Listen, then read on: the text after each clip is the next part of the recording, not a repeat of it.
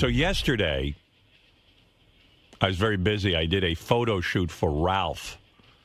Oh, is this the cover of... Well, Ralph has an app. I'll explain to people. Okay. You're in the loop. Yeah. Ralph. Wow. You know Ralph. He has an app that's a magazine, but it's for your iPhone, I guess. Right. There's no paper magazine. It's just a magazine on the iPad. Or I guess you could get it on the Android. I don't know. But it's an app. So he asked if I would shoot some pictures for the cover of the app, but it's really not I don't know how to describe what he's doing. So when the app opens, would your photograph Yes, come up? it'll come up eventually. Every month they have a different magazine, and it's devoted to all things geeky, you know. So it's a different cover. Yeah, every month, different cover. So you're shooting this month's cover. Well, some month, whenever I get to it. But I shot it yesterday. We got a location. Ralph was. Is Ralph on the cover? No. We shot a group of people who are all these people who go to the comic book conventions, and they dress up as various characters. They're in their costumes? They're in their costumes. You actually interfaced with people who go to these conventions? Yeah, and they have these elaborate costumes. And I thought it would be interesting to shoot them out into space. Well, they're doing that. Well, there is an article on them that I guess Ralph's magazine is writing. Yes. And I thought it'd be interesting to shoot them in a very... Now, see, this is encouraging this. Yeah, it is. It is. But listen, I'm the photographer. Ralph is the magazine guy. He's the actual encourager. Yeah, it seems that Sam Simon is involved. He's the publisher. So I guess he's the guy with the money because they rented a location for me that cost a couple of G's. You were in a studio? No, we shot on a location at a townhouse. I wanted to put them in a beautiful, rich setting. So these weirdos... It's like superheroes kind of hanging out in their mansion, so to speak. No, it's weirdos hanging out in somebody's nice house. I'm telling you what I was doing conceptually as the photographer. Of course it's weird. Well, you know, I liked them, actually. They were all really nice. One guy who... These are the people... Did you ask them where they lived and... I was so busy with the technical aspect of shooting this picture. It was so difficult for me that the first setup was almost 3 hours because I was having technical problems with my equipment. Yeah. Well, I was shooting with all indoor flash because there's no light in these apartments. It's all artificial light. Not in a townhouse, yeah. No, the windows open up to another building. Right, they're very closed in. Yeah, there's no light. So you have to create your own light, so to speak. And this was rather complicated for me. You know, I'm not a professional photographer. Was your teacher there? No. Oh, no. You're on your own. Yeah. Well, yeah. I had to call him, though, at one point. My flash wasn't firing remotely, and I was having a bitch of a time. I asked his expertise, my teacher, Doug, and he was helping me, but over the phone somewhat. And then, you know, what could I do? I couldn't get the equipment working. I had to go to Plan B. Wow. Yeah, I don't know what happened there. So you're stuck. Yeah, but I enjoy it. You can't even move this along. I was very stressed out, though. I get very stressed. I want to come through for people because, you know, Ralph and Sam had rented a space. It felt like I was the pro in charge, but I don't have like a lighting team or a crew. Like I'm kind of on my own. Yeah, I'm on my own. It was. And that's a big job for on your own. Couldn't get into the location. Yeah, I needed to set up for 2 hours, and I didn't have the 2 hours to set up because you get in at 11, and at some point I burn out. I got to get home and get to work. You know. Yeah, this isn't your real job. No, but it felt like a job. It felt harder than the radio. I was there from 11 till 5 o'clock. And I couldn't even get the shots I wanted, all of them. Well, I was thinking about you. I said, you know, the thing you really know how to do, you never had a teacher for. Right. And now all these other things you do, you have to have a teacher. Well, of course, because don't forget, this was my job. I went out and made a career out of this. And I had years and years to study it. But you didn't know what you were doing. You never had a teacher who said, now, Howard, you're supposed to say this. Right. Well, this is a hobby. You taught yourself. This is a hobby. It's not my career. So... as a hobby person, I would like to get... I'm not able to go, let's say, leave college and go hang out and do menial jobs at a photography studio and work my way up. You could. You don't have to be. I could quit this job and do that. You don't have to be at a studio to start learning these things on your own. No, you do. Or you need a tremendous amount of time, which I don't have. You're just not willing for it to take that amount of time. Because if I do that, we're fucked. You'll We're finally fucked take here. your best picture when you're 105. Right. I need to accelerate the process. So my teacher's very good. Because I was thinking about this. I was like, you never had a teacher to do this. No, this was a life's passion, radio. So I'm sure if I decided to become a photographer when I was in my 20s, I would have done it a way different way. But, this is the way it's got to be. So I'm trying to pick up things. So anyway, I went and shot all day. And I also had Ronnie, the limo driver, there for security reasons. Uh-huh. To watch my stuff. And he's no help. Well, I had all my cameras and stuff. Well, yeah, I sometimes have him stand there before the models or the so-called comic book people are in there. Like a stand-in? A stand-in. He does that. And he watches my stuff and everything. But it was amazing. At one point I'm shooting, I look over at Ralph, and I thought I was the only one listening to Ronnie. Ronnie's on his cell phone talking rather loudly during the shoot. Uh-huh. And Ralph said to me, "Are you listening to Ronnie?" I go, "Oh, my God, I'm obsessed." So, wait, first of all, why is he on his cell phone? I don't know, but he's something important. So he steps like sort of back out of the room because he wants private time, but he's talking really loud. He goes, "Listen, I don't care if she gets 10,000 votes.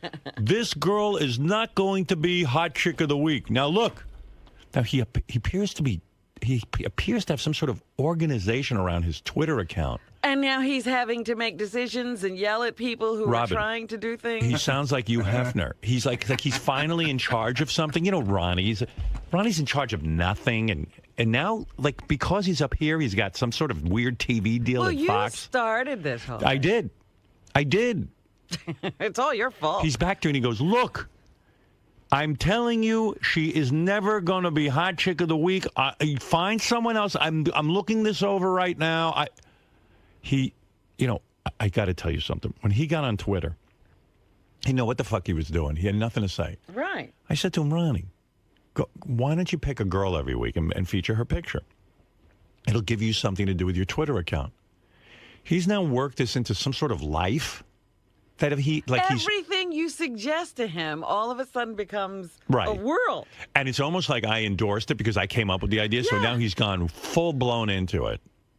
And he is so involved with Hot Chick of the Week. It has politics. It has drama. And then the other thing, it's going to be a TV show one of these days. The other thing is he calls Mondays Mondays. Oh, God. Mundays. That's his other big thing. And what happens on Monday? Nothing. Nothing happens on Monday. But it was so weird listening to him on the phone. It almost sounded like young big business, like when you have to first got started in the business. Except Ronnie's 60-something years old. But you should have heard him barking out and listen. Who's he yelling at? I don't know. It appears to be a contingent of people. Like it seemed like there's an organization. I just thought he would get this is like a madhouse. Yeah. "Look, it's not going to happen. You got to tell her." It was like loud. And he became very, very aggravated. You got to see it. I was like, this guy used to sit at home picking his ass. He's got a whole life now from the show. This all happened when I took him out of the limo and let him stay here every day. Yeah. He insinuated himself into every situation. And then Fox flew him out onto the red carpet out in L.A. for this MMA. There's a big MMA event. Fox is now covering mixed martial arts, Okay. So they fly Ronnie out there because supposedly this TV deal for Ronnie is in play. They're still talking. Yeah. So he's on the red carpet, and I figured he'll just stand there and someone will just throw him off the red carpet. And like, who are you? Yeah, they started interviewing him. This is a woman from Fuel TV. You want to hear Ronnie on the red carpet? Sure. Yeah, it's remarkable. Look out, people out there, this would give you hope. If Ronnie can have this happening, anything is possible. Right. He's like the Kardashians. No, worse. He's not even fun to look at. So he's on there, and he's, and like real celebrities, he's like, I can't talk about this, I can't talk about that. A lot of stuff he can't talk about. Really? Yeah. Like he can't talk about his deal, his TV deal. I guess his agent told him not to Can you speak about imagine it. that poor agent? Yeah. I know the agent. Just shut up, Ronnie. Just don't say anything. Yeah, don't say anything, and you might actually get something going. No one can believe this. So, but listen to him on the red carpet. Right. Thanks, Jay. Right now, I am hanging out with Ronnie Mund on the red carpet. You may not know this, but he is Howard Stern's personal limo driver, bodyguard, and has known him for 26 years. And I watch this stuff, and I'm like, I really don't want him. Listen to the credentials. Look at how long it takes to explain why we're going to talk to Ronnie Mund. Yeah. And it's all based on my relationship with him. And usually, Halle Berry comes up. Hi, Halle Berry. We don't have to have it. They're still talking about why we should talk to Ronnie. Right. Then the another annoying thing is, Ronnie says because of Twitter, he got his TV deal. That's the other annoying thing. He didn't say it on the red carpet, but he's been going around saying that. I know. I thought he had stopped that. No. Well, maybe he did. But that's annoying me anyway. Because of Twitter. You said that all the time about Twitter got me my TV deal. When did I say? No, you used to say it every time you every day. No, ask anybody around here. Hello. You always said it. I'm not talking about the Fox thing. No, I'm not talking about that either. I'm talking about around here. You were saying to me, Twitter got you your TV deal. Stop it. You don't let me talk, man. You just asked me a question. I'm answering you. No. You said, where did I hear this? I said the Twitter thing, the TV show was the other one, that sitcom baloney thing. Right. Okay, that one came through Twitter because the guy called me through Twitter. But it doesn't come through Twitter. It comes through this show. I understand that, and I said that to the woman. When you talk to people, I know you said that to the woman. What is wrong with you? Why do you have to break my balls? You know I appreciate what you do for me. It's just... You're full of shit, man, if you say I don't. You're dopey. You don't understand. I'm not dopey. Twitter is not... That's why your agent said be quiet. I didn't say Twitter. That's why the agent had to tell him to shut his mouth about the TV show. He was fucking that up. No, I didn't. He talked himself out of everything. What is wrong with you, man? They're like, keep quiet. Why do you say I was on the phone all day? I didn't say all day. I said at one point during the shoot. Somebody called me. Who is that? Like, what is going on there? Like, when you're on the phone going, I don't care if she gets 10,000 votes. Like, who do you talk to? Who are you talking to about that? Well, you don't... Dude, I thought you were doing a photo shoot. You're listening to Ralph and I were consumed with your conversation. First of all, there was no music at the shoot and stuff, so it was like anything... Well, it was like being in a museum there. Right. Go ahead. Who were you talking to? I was talking to somebody about this... Who's somebody? This hot chick of the week thing. Who's right, somebody? I know that. Zena. I was talking to Zena, the girl that works with me on this crap. So she works with you on it? Like, she helps me pick girls. What she does is... So you were against one of the girls being chick of the week? No. That's what I got from the conversation. No, that's not true. There was one girl who had more... I had the month of December, okay? I'm starting to sound like JD now. Come on. You know what? Howard TV was covering me shooting this thing for Ralph. I'm so glad. Did they get this? It might be on the tape. If it is, you got to hear him. I don't care. 10,000 votes or not. Nobody had 10,000 votes. I don't care if she gets 10,000 votes. First of all, there was no votes. It was suggestions. All right, go ahead. So tell me who you were talking to. Zena. Zena Buddy's girl on Twitter, okay? And in December, what happened? So the month of December, I decided to put up 2 hot chicks, former hot chicks of the week. Right. As hot chicks of the month, the whole month of December. Wow. 2 girls. I didn't sanction that. Go ahead. All right. Well, I did. It's growing. So like mold. I put up on Twitter like a week or 2 ago for people to put in suggestions, who to pick, who they liked and stuff for like that. hot chick of the month. Right. For hot chick of the month. 2 girls. Right. Okay. So this one girl thought she had, she kept bothering Zena that she had, she thought she had a lot of votes and, suggestions. I didn't even say votes. I said suggestions. Right. And I said, no, she doesn't. Because I looked to see who was voting. Yeah, not voting, but suggesting this one, that one. Right. You kind of do a mental tally and you say, exactly. It's not like it's the vote for president. But can't Zena do that?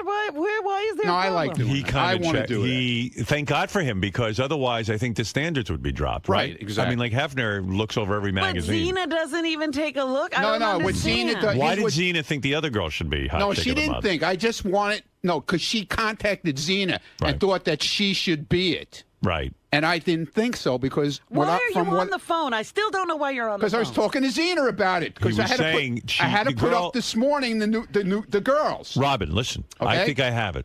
Okay. I think I've got this warped world that Ronnie lives in. Okay. Yes. It came down to 2 chicks for hot chick of the month. Right.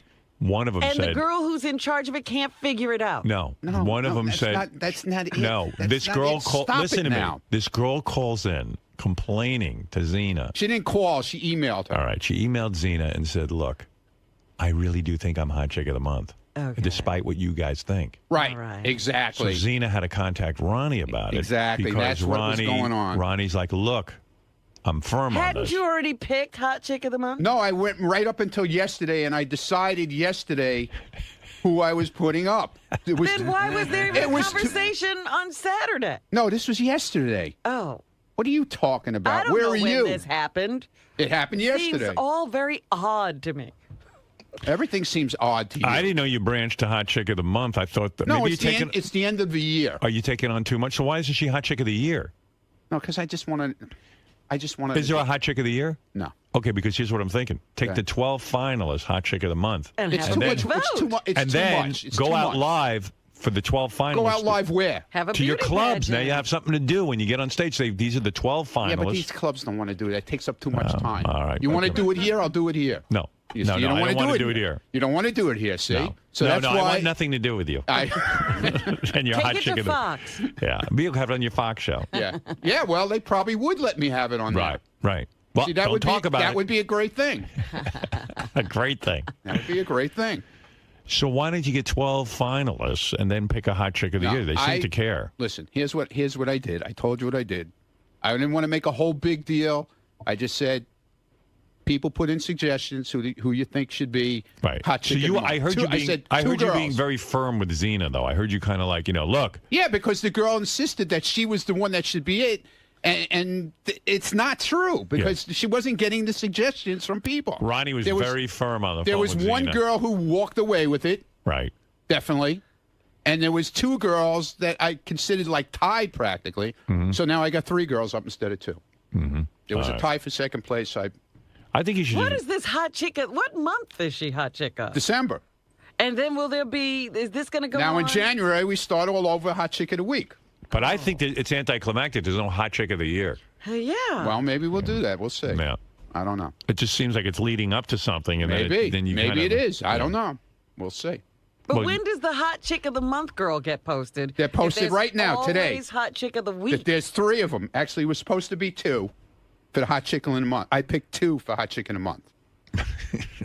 The girl that was in here as a Miss How Howard. can he do that? I don't the know. girl, because that's the Somebody way, ought to yell that's at the way, Ronnie. No, because this way the guys get to see more pictures, more hot chick stuff. You know what I'm saying? Right. For the month of December, it's Christmas. You got to put up more boobs. More hot stuff. So instead of having one girl, I had two. Right. All right. Okay. So now it wound up for three, and I'll announce the three real quick. Yeah. It's XX Vixen Brit XX is number first. Jen _ Duran is number two. Right. And number three is the girl who was last week. You saw her picture, thought she was hot. Yeah. At model barefoot _ model _ barefoot. Those are the three girls up for the Hot Chick of the Month. They're still up for Hot Chick of the Month. They went up this morning. They are the Do you notice a pattern? They are the hot chicks of the month. Every hot chick seems to have an underscore in her. No, except Vixen. Except she just has a million X's. Right. Yeah. She's like XX. Wow. Yeah. And was Vixen the one that had the impersonator? All the tattoos. No, she had all the tattoos. But didn't she have an impersonator who was like VIXXXEN and people? Yeah. And they Yeah. blew her account. They shut her account down. Yeah. It was a whole thing. See, Robin, I'm up but on Xena got her account back for her. Oh, good. Yeah, Xena has an in with Twitter? Yeah, she does, man. Yeah. Because when I first went on Twitter, some guy came on as me and changed like one letter. Right. And he was like cursing all the girls out and stuff. Right. And, that could ruin your whole hot chick thing. yeah, ruined my whole. I only had like maybe 100 followers then. This is before you started talking about it. And you need to protect your hot chick. They shut my account down. Right. So and it wasn't even me. So she went and somehow got in touch with Twitter. How many followers do you have now? 100 should be like 123,000. It's about the same circulation as Playboy at this point. Yeah. No, so he's in business. Yeah, man. How about Hot Chick of the Week magazine? Like start an app like Ralph did. You're going to shoot? No, I don't want anything to do with it. You should have seen this guy yesterday, man. Go ahead. He was out of his mind with this stuff. He was like, what's her name? Annie Leibovitz, or whatever her name is. Yeah, it was like Annie Leibovitz. So do you drag in like a ton of equipment? Yeah. I brought in suitcases full of equipment. And one of his lights was like all screwed up, and he had to call for help, and the guy told him what to do and got it working, and he had it all set up. I had a hardwire. It was cool. Yeah. It was cool. It was Why a cool wouldn't shoot. you get an assistant for a day like that? You want to know what, Robin? I don't know enough to tell an assistant what to do. I just have to do it. I wouldn't say, like, I don't know anyone who's worked with me before. I mean, so I have to set up this stuff. Well, Ralph helped him, and I helped him a little bit, and then like he gets all like wound up when people start telling like they want to do this, and he at one point he says, "Listen, I got to take this thing over." Yeah, I did. Well, you'll see the tape of how on TV. I mean, it was first of all, Ralph. Oh my goodness! Starts saying, "I want you to do this. I want you to do," and I go, "Ralph." Why would you get involved with Ralph? I know. So I go, "Ralph, I gotta do my thing here a little bit, okay?" So then I see Ralph with his cell phone, and he starts taking pictures. I go, "Ralph, why don't you take the pictures and I can go home? You're going to stand there and take pictures? You essentially hired me to take the picture for your magazine. Right. I need you to help me. Are you going to say, no, but I'm shooting down here. Why don't you come down? I go, listen, you shoot the picture. I'll go hang out. Right. Dude, I can't believe he spent 6 hours there. Oh, my goodness. Well, they asked me to do it, and then I yelled at Sam Simon. I wrote him a note of apology, by the way, because I got testy with him. I'm shooting, and it's getting late now, and I'm tired. Yeah. You know, I've been up all morning. I get up at the crack of dawn because of this job. I'm in that rhythm. Yeah. You know how it goes. So I'd been up since like 6 in the morning or 5 in the morning. So it was getting late for me, and they wanted these pictures. And I said, you know what? I'll do a picture of the two superheroes playing chess or something. I have the library. It's very nice. But it was a big setup. And Sam was helping me. He was being nice about it. But then I'm trying to take a shot. He's in my way. I go, Sam! Get out of... Listen, go over there. Over there. Where should I stand? He goes, I say, out of the room. Wow. Because, listen, it's all on my head. And I take it seriously. One thing you know about me, Robin, I take everything I do seriously. Absolutely. Why bother if you're not going to be serious? Exactly. Thank like you. hot chick of the week. You got to take it You're seriously. yelling Ronnie's on very the serious. phone. That's right. Yeah. But I was hiring Ronnie for security for you. And Ralph called me back. He was busy running his own corporation. Ronnie said, you don't need security.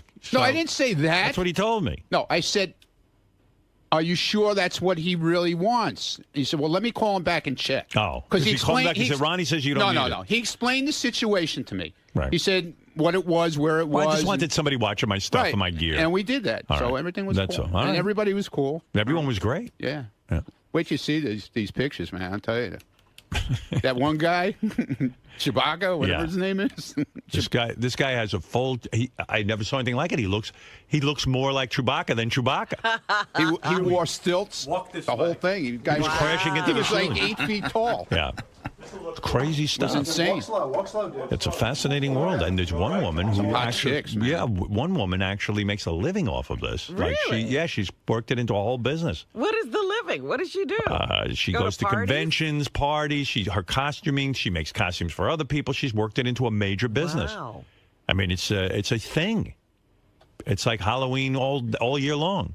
And how did Ralph find these people? Does he go to the conventions? He went to all the conventions, and he would send me pictures of them, and I would say, oh, I like this one, I like that one, or he would pick them, so he met them. Right. And I guess they're writing an article on them. But... yeah, that other guy, his partner, life mate, whatever he called him, was interviewing each one at a time and doing a whole interview in the back room. Right. Yeah. So there was a whole thing going on. Okay. But... it was really cool. It was fun. But demanding, I take it seriously. So anyway, getting back to Ronnie on the red carpet, this is unbelievable. So here he is. Ronnie's out in L.A., and he's on the red carpet. He's like Brad Pitt. Thanks, Jay. Right now, I am hanging out with Ronnie Mund on the red carpet. You may not know this, but he is Howard Stern's personal limo driver, bodyguard, and has known him for 26 years. I also hear that you have a pilot coming up on Fuel TV. Tell us about it. I'm glad to be here for Fox and Fuel TV for the UFC. But our deal with you guys, I can't talk about right now. It's very top secret. Mum's the word? Mum's the word. Look at this guy. Mum's the word. I love him. He's like a diplomat now. Yeah. I'm very happy to be here for Fox and Fuel Can't TV. talk about my next project.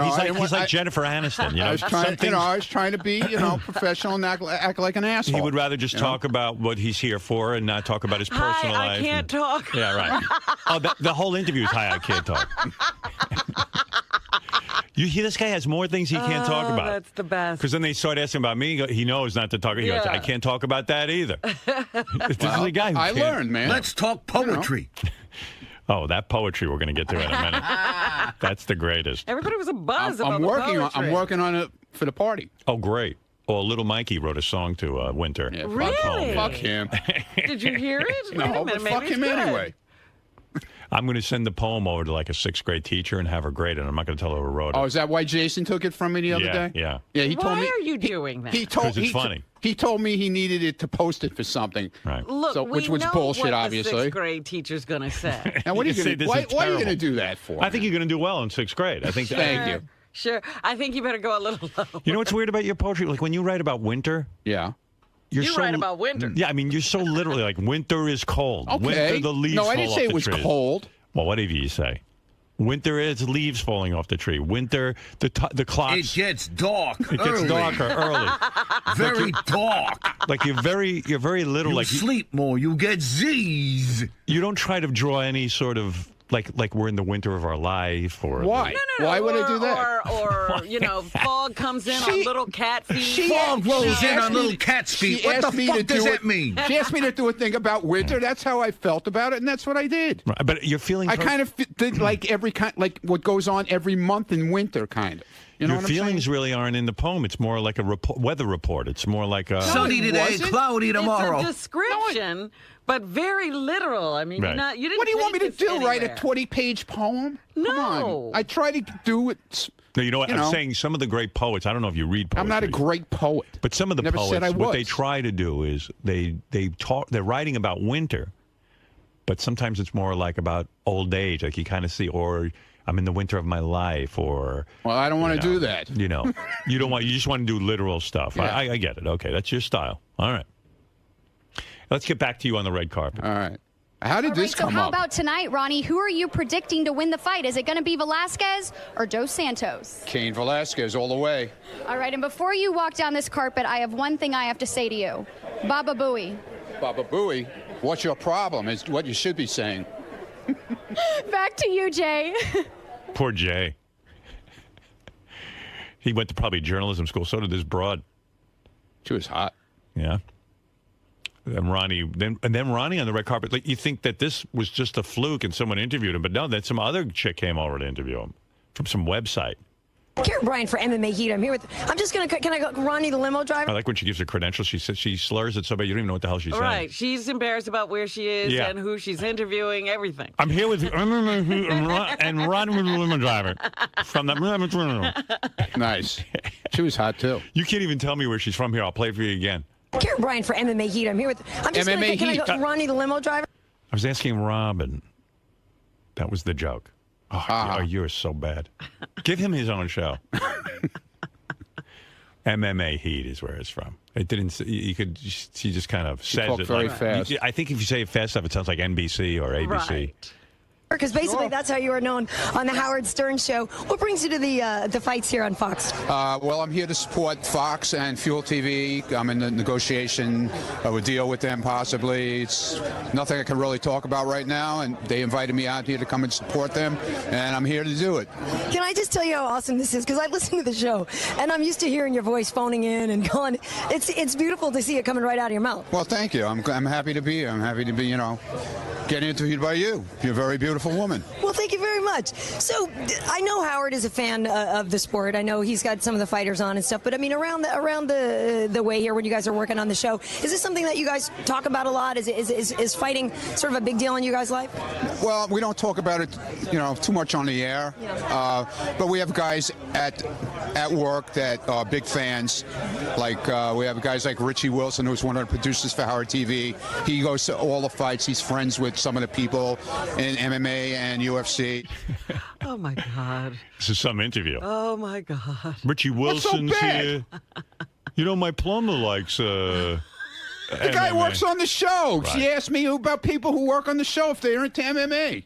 The guy in the parking garage. Why is that so fucking funny? Look at her. I think she's referring to like Robin or Fred. You know. No, I said nobody. All right. And UFC. I can't win. So we go to the fights. We went to the Philadelphia fight, and we saw somebody get his ass kicked in pretty bad, which I was really upset about because I really dig Tito. Oh yeah, I was at that fight, but Rashad looked really good that night. Yeah, he looked really good. You're crying over there. This is it's been a Ronnie weekend for me because I watched Ronnie's block party. Oh right. Oh yeah, I want to talk about On that Howard too. TV. I want Is that the greatest special? Oh, Dude, I want to talk about that. Couldn't turn it off. It was just amazing. Could I just bring something up about that?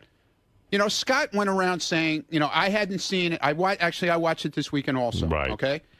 Scott went around saying that he was very insulted about the whole situation. Because he's a lunatic. Because he's the only one who got hammered. 90% of the show was him getting hammered. Bullshit, man. I got hammered. Sal got hammered. Everybody got hammered. Because it's like a photograph. Everyone always looks at themselves first. Right. They only see themselves. He only sees himself. He didn't see what's going on. Yeah, really. Yeah.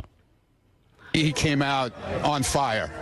I hated to see Tito get it, but I know Tito had just been in a fight not too long before, and you know, I was happy to see he tried to put up a good fight, but you know, the best man won, I guess. Yeah. Well, and I have to think that there's a little bit of symmetry in between what Howard does and what you guys do, and what MMA is sometimes perceived as a little bit too raw, a little bit too much on the edge sometimes, and yet really you guys are making waves, and people. Did you ever hear my poem about winter?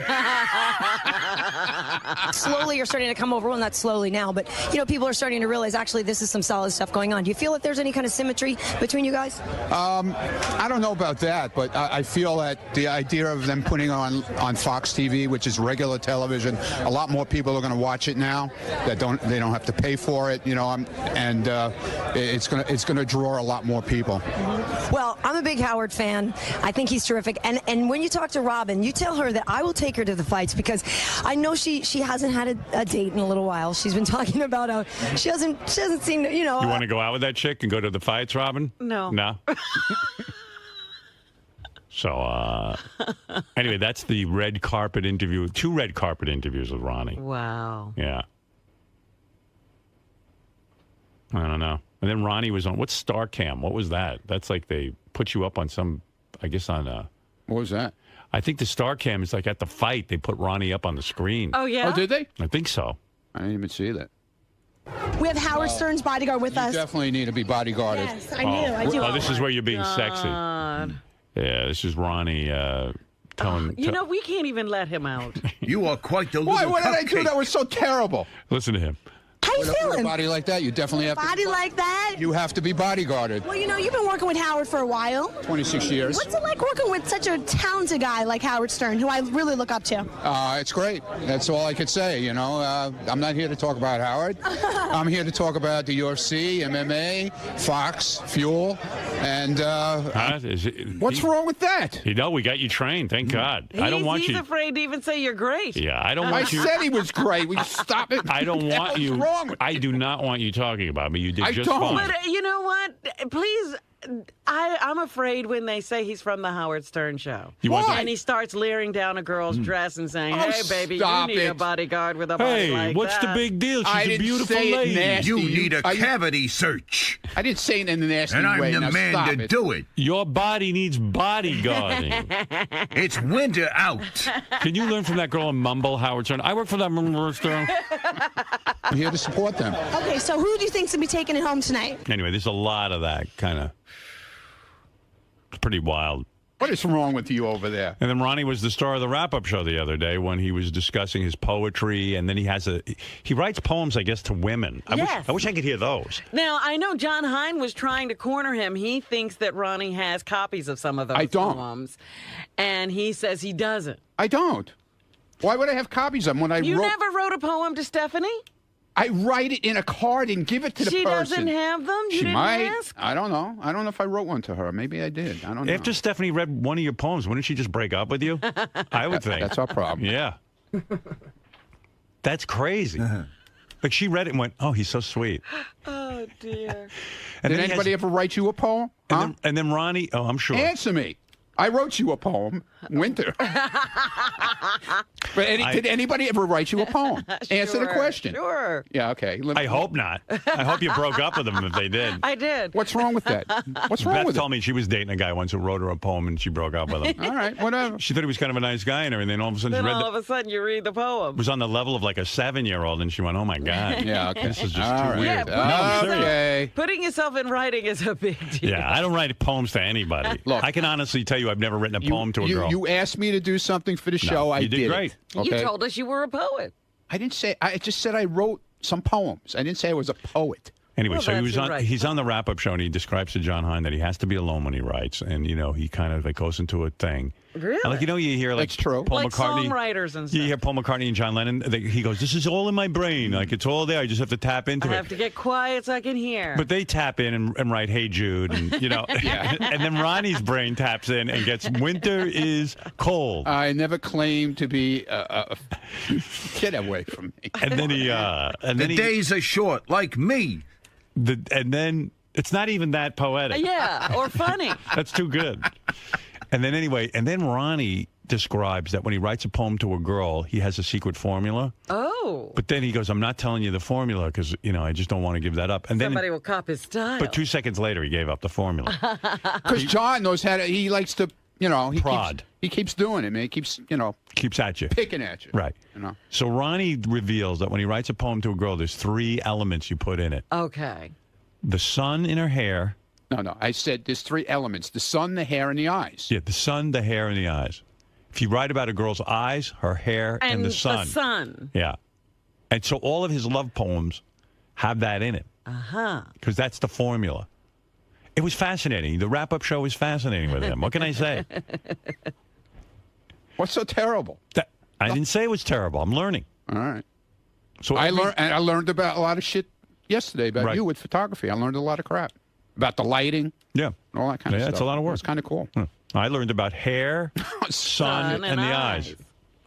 And Xena Buddy's girl, I'm on the phone. Yeah, but it's like a whole Ronnie world. That I was you're on not the even aware phone of. 5 minutes, dude. That He's was like the whole time. And I was standing right behind you. It's not like anything was going on. You finally got what you wanted. You got this whole thing. You're a mogul. You got stuff going on. I'm happy. Yeah. He's happy. I'm happy, man. He loves his fame. His fans. I love being here. I'm happy. He goes out on tour and he visits people in clubs. And Yeah. It's amazing. I have to say, the chemistry between you and Scott on stage. Did you watch that? Electric. There is a special on Howard TV. Dude, we got so much book now. Yeah. Gigs. Yeah. Because you blowing this all up. It is amazing. We got so much crap booked. We even got a big hotel in Atlantic City after us right now. Imagine when they see those two guys on stage doing nothing. It's not like Martin and Lewis. The best is Scott dancing. Oh my God. In the aisles. What did you think of backstage? My God. On Howard TV, we have a special Ronnie's Block Party. What do you think of him when he greets people and he's eating? He can't stop eating. There's food in his hands when he puts his arms around He's disgusting. you. He's chewing while the picture's being taken. Did you see the one picture with the one girl? The guy, she tried to walk away. She took a picture with him, and the guy said, "No, take another one. Walk back." And she didn't want to walk back. Yeah, because he was in the middle of eating. Right. She didn't want to disturb him anymore. Yeah. Meanwhile, they paid $35 to meet him. And then the screaming about the money. Frustrating, man. Usually a guy who DJ'd on his cell phone. Oh, yeah. You should get paid. Usually in these things, you get paid the same night. You walk out of there with your money. That's the best. Where's my money? Scott goes, "Where's my money?" We did the gig. Where's my money? Yeah. You usually get the cash before you leave.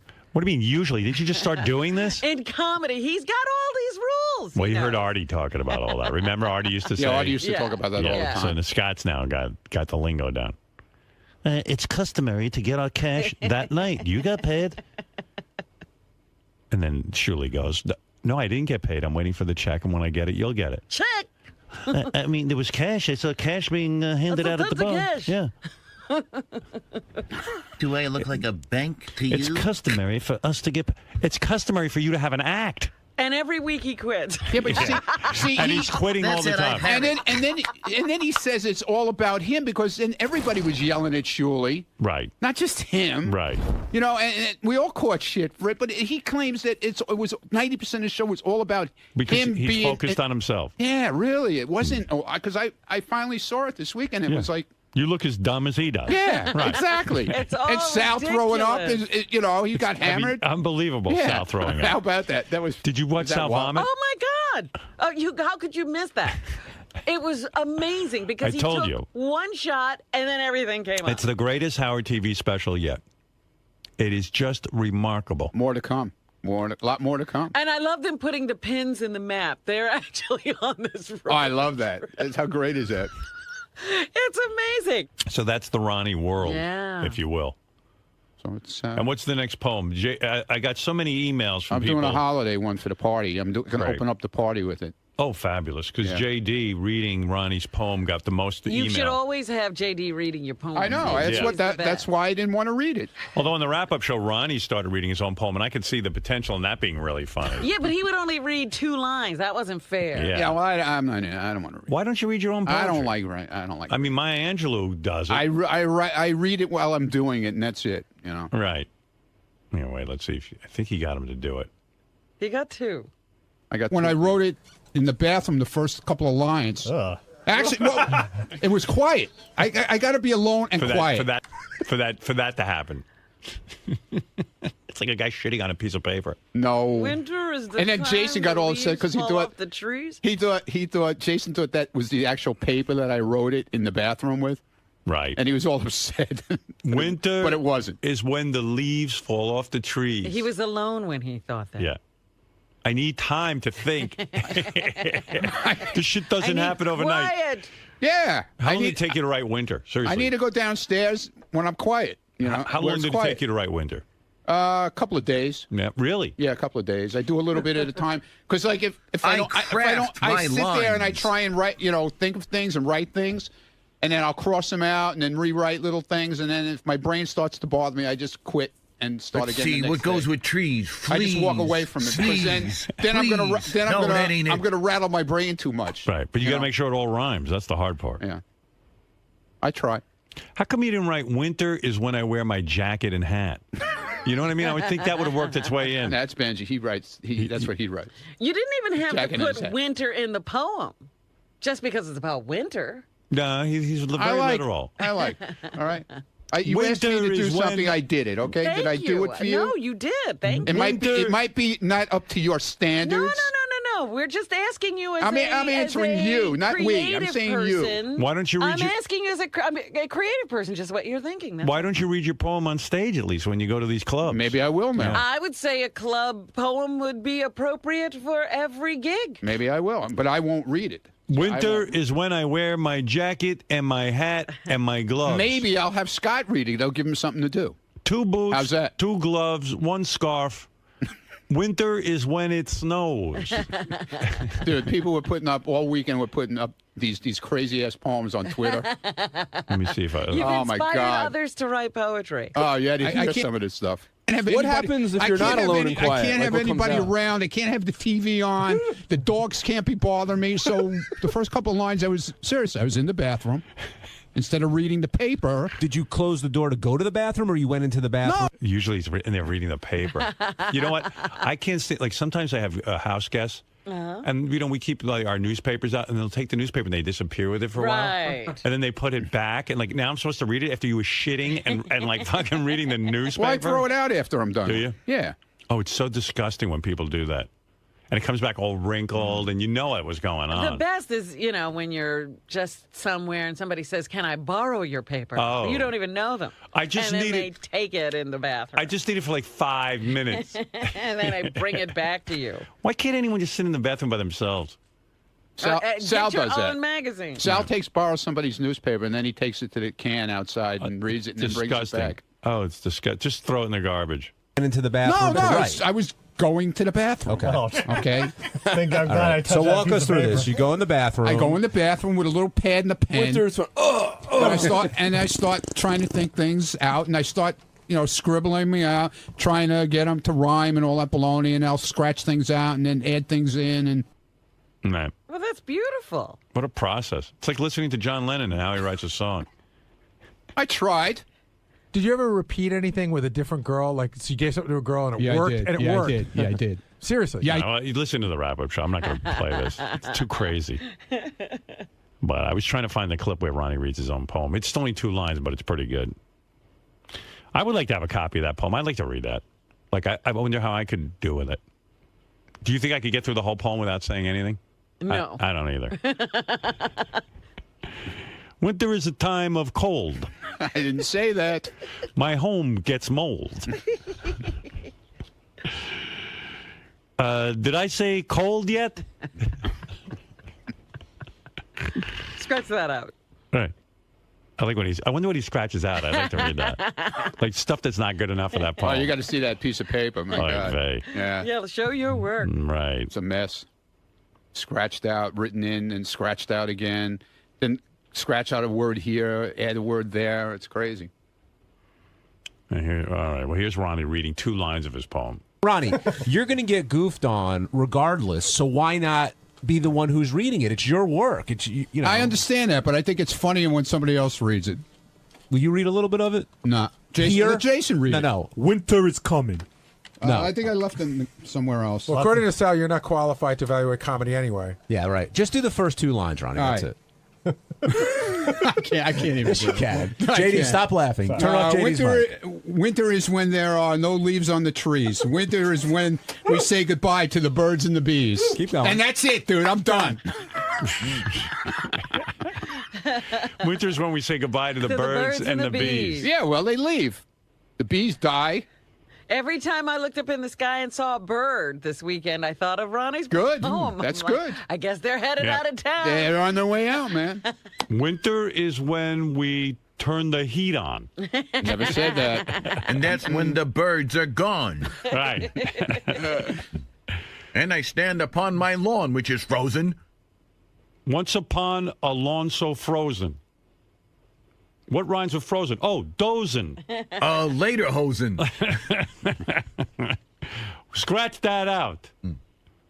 Say goodbye to the birds and bees. I would like some wine and cheese. When it makes me hungry. Yeah, but that's got nothing to do with the winter, dude. Right. You can have wine and cheese anytime. Oh, see there, Fred? Not pure. That's right, Fred. Before winter, Come on now. there is fall. And after winter, there is spring. Scratch that out. There was no winter at all. It doesn't rhyme. I'm not going with it. Well, the way this winter is going, there is no winter yet. And then, like he's in there, he's in the bathroom writing this. He's like, winter.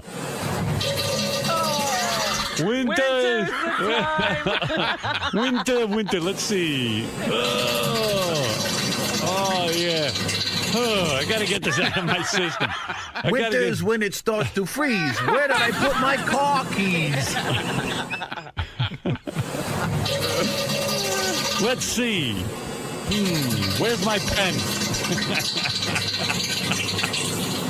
The whole process should be taped. Like Let It Be when. See, I couldn't do that with somebody standing over you would me. be. You would be clogged up. Yeah, with the light, with the process. camera light on, and Right. I couldn't do it. No way. I can't take it in here. So I go downstairs and lock myself downstairs. Right. Well, anyway, that's the update on Ronnie. You asked me to do something, I did it. You did it. You did a good job. It might not be the greatest thing in the world, but I did it's a poem. I believe me, I could deal with poem of the week from you. I love That's his too much poem. for my brain, man. Not every week. I Maybe need once another a one. once a month. Once a month, if you could bring a well, poem. I'm going to bring the. He's I'm going to do the bring one at the to party. holiday party. Yes, I am. Yeah, my annual And I holiday hope I'll be party. drunk off my ass by the time I read it, if I read it. Scott, you're on the air in Philly. Yo, Howard, what's up, man? It's an honor.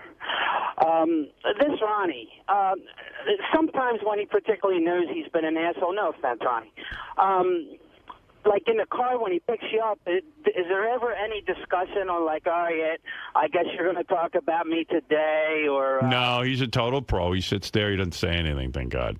Really? I mean, Yeah. not angry, or... Well, sometimes I can tell he's upset because he starts swerving all over with the car and like driving like a maniac.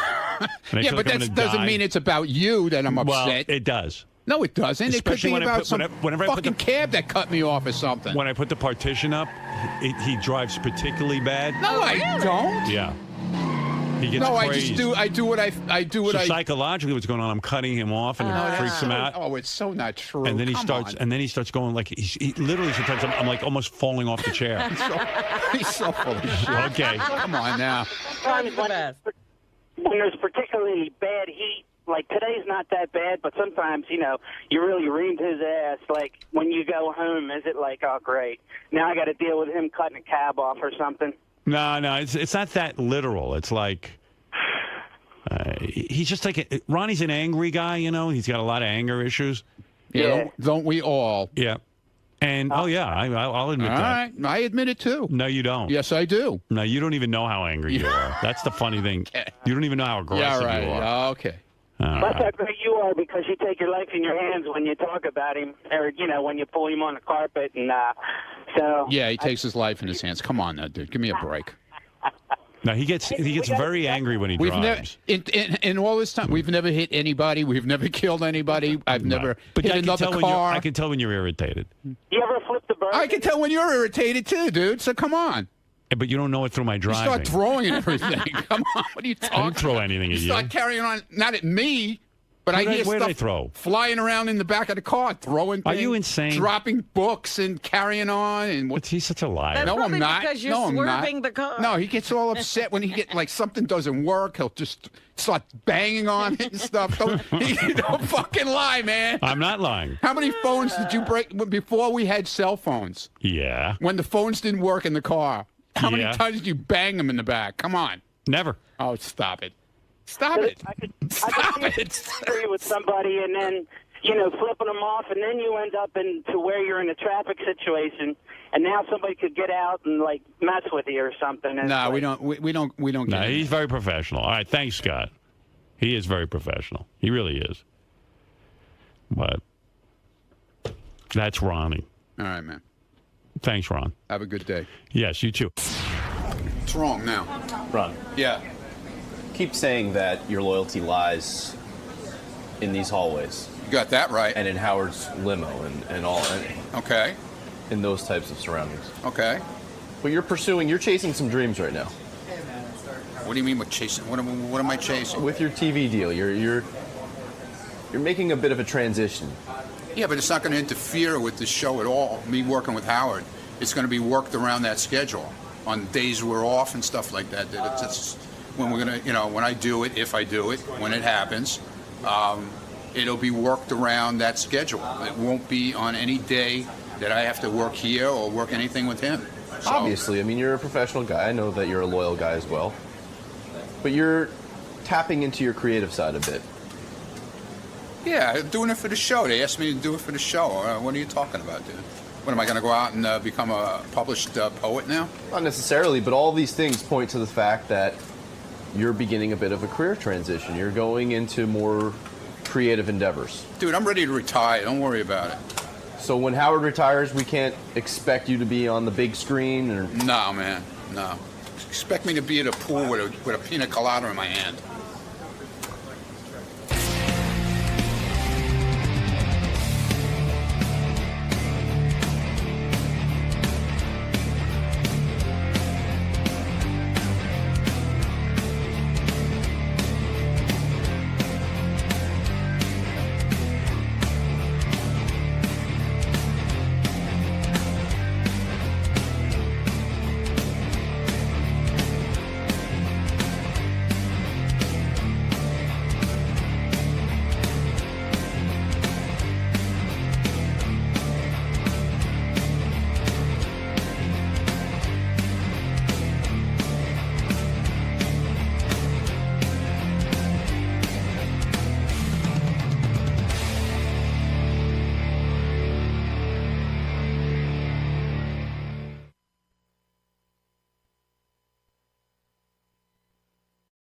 Comedian, I'm here to hang out and shoot the shit with Howard, the guy who gave me a career.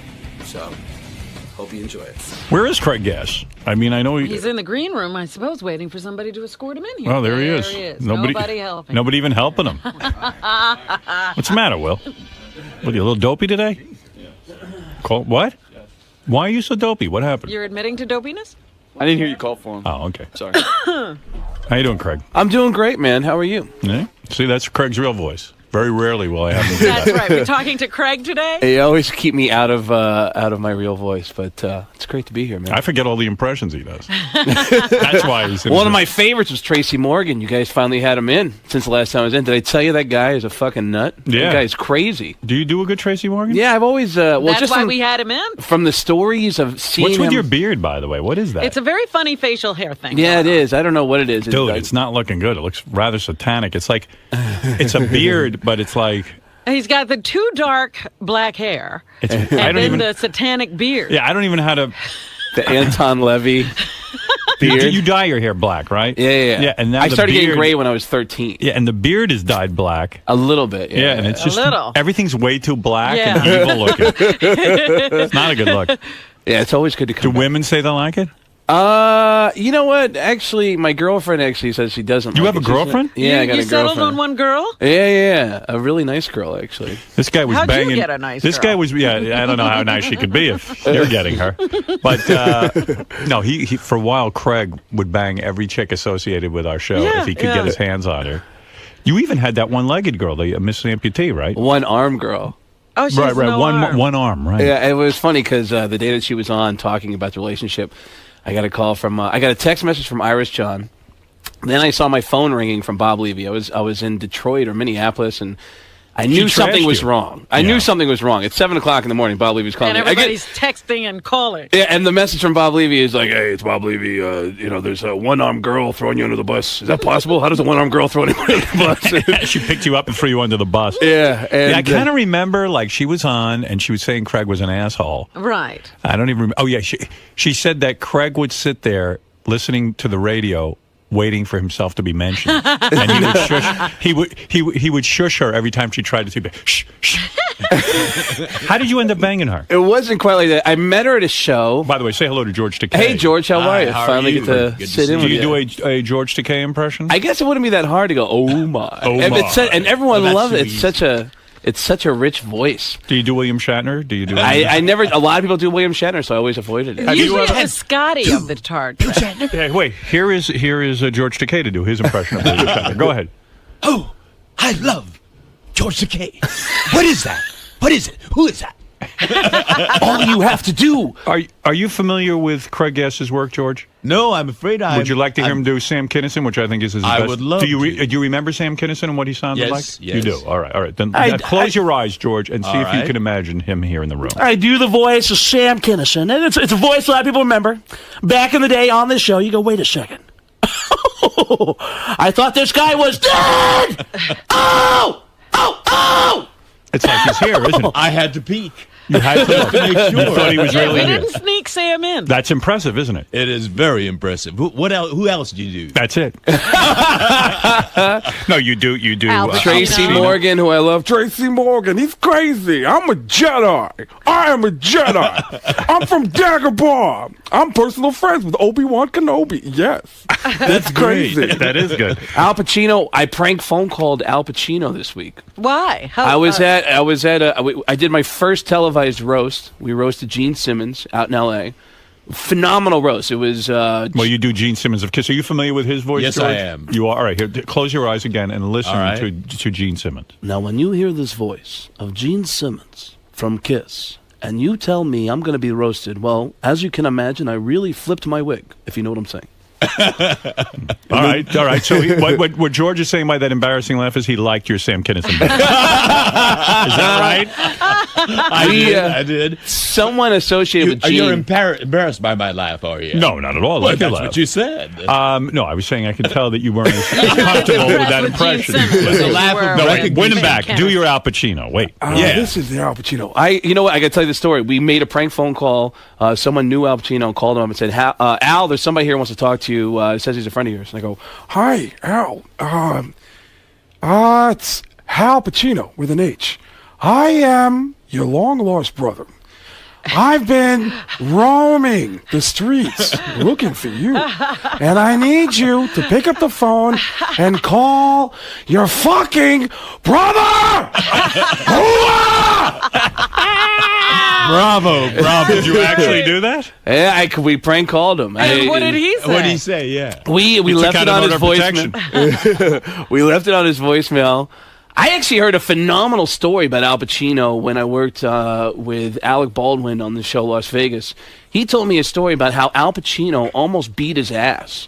And that apparently Alec Baldwin was in a play about Al Pacino's life that opened on September 11th. Right. They only did one performance of the show.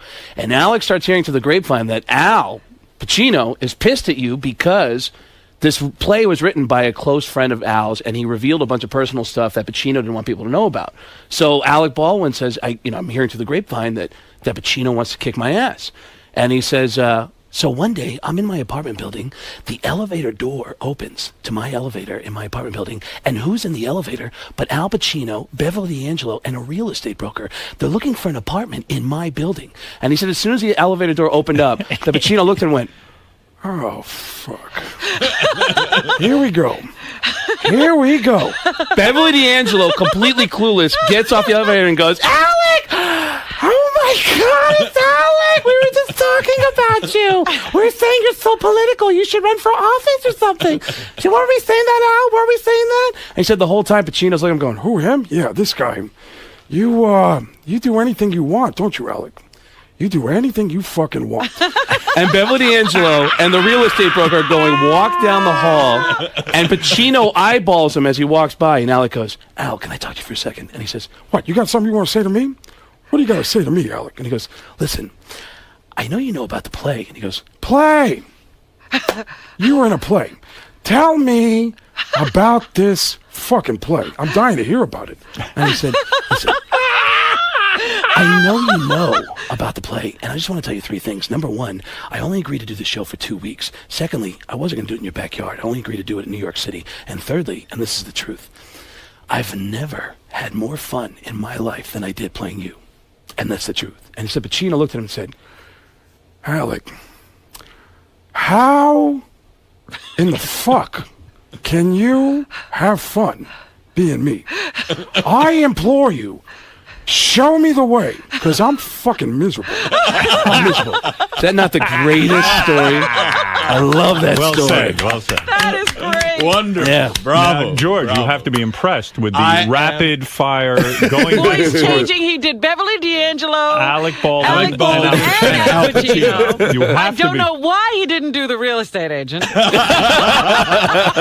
She sounds like this.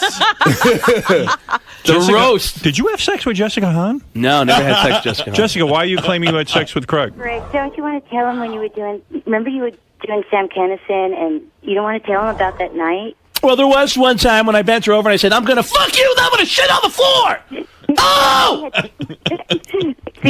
Why did you have sex with Sam Kinison, or Craig is Sam Kinison? That would at least bring back I old think time. she's saying that's what she did. We were just like, remember, we were just at the Comedy Store after hours, and we were having drinks, and we just got into it. Remember? Craig, you got into it with Jessica Hahn? I wish I had. I never even met her. Jessica, why are you... God, you should have played along, you idiot.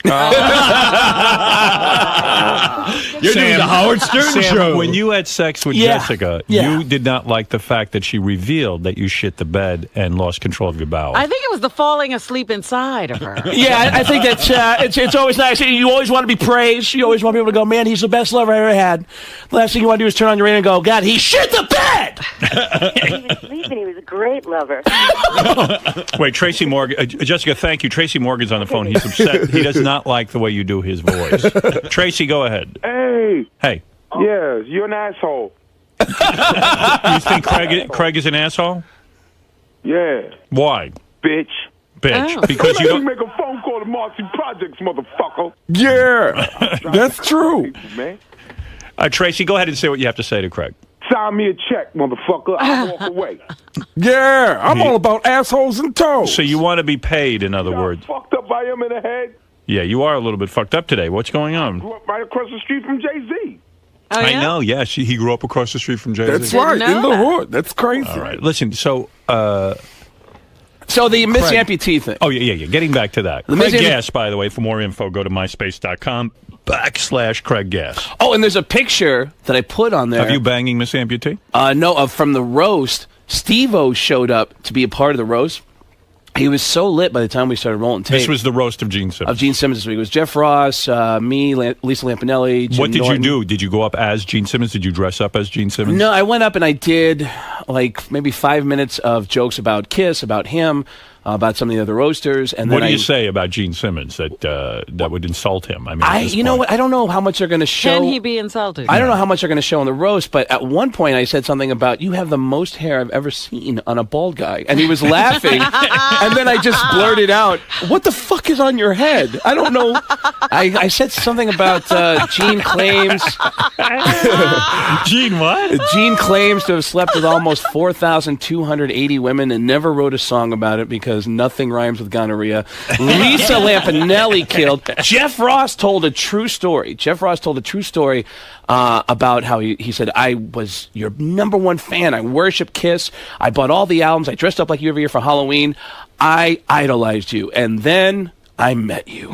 Gene, you're such an asshole that even your asshole had to change its name to Murray. But what did you say? Did you give him did you push him really hard beside the hair? I did. I talked about the band. I made fun of his hair. Did you talk about how many things he sells? And I said the whole thing about how funny they are in interviews and how ridiculous they are, and something about Gilbert Gottfried should join the band Kiss, and in the middle of all these great quotes where you hear Paul Stanley saying, you know, the great thing about being in Kiss is it's a lot like being in the Beatles. Yes, except your songs suck, or something like that. And when did you start doing Gilbert? I didn't even know that. It was just from the stories. That's funny. There was actually a roast story that I asked you if I could tell on the air when you were back at K-Rock, and you looked at me and you said, are you out of your fucking mind? I thought I could edit this story. What was the roast story? The roast story is my first roast I ever did, the Friars Club. We roasted Richard Belzer.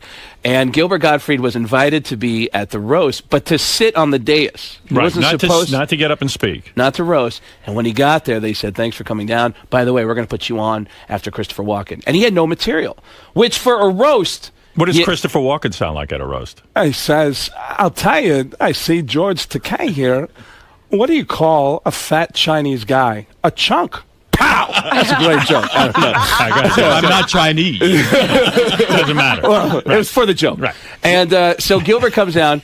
He gets tricked into doing the roast. He's got no material plan. So there's two other guys, Jim Norton and Rich Voss, trying to give him material. And I said, Gilbert, why don't you just go on stage and just be irrelevant? That'd be hilarious coming from you. You mean irreverent? Yeah, irrelevant. Don't make any sense of it. And he said, I think you're right. And he goes out on stage, and you can hear him walking to the microphone. You can hear him apologizing to Richard Belzer on the microphone. He said, I'm sorry. I'll do the best I can. So, just insert the name Richard Belzer wherever you'd like. And he just did 5 minutes of child rape jokes. Nobody was laughing. There's audible gasp. What is a child rape joke? Well, he's like, how do you get a pedophile to, Do it in the Gilbert voice. So, how do you get a I can't remember any of the jokes. I just remember the final joke was he said, and after nobody's laughing, but you can hear audible gasp coming out of the audience, he goes, so how do you get a faggot to fuck a woman? You stuffer cunt full of shit. God bless you. And he actually got a standing ovation for that. I remember coming to you the next Monday and I said, man, I went to this roast and Gilbert came out and he said, how do you get a faggot to stuffer, you stuffer cunt full of shit? And I can probably edit it. Can I tell the story? And you looked at me and said, are you out of your fucking mind? I need to edit that so it's not what it is. So get back to Miss Howard Stern. Miss Amputee. Miss Amputee. How do you end up with her? We met at an event.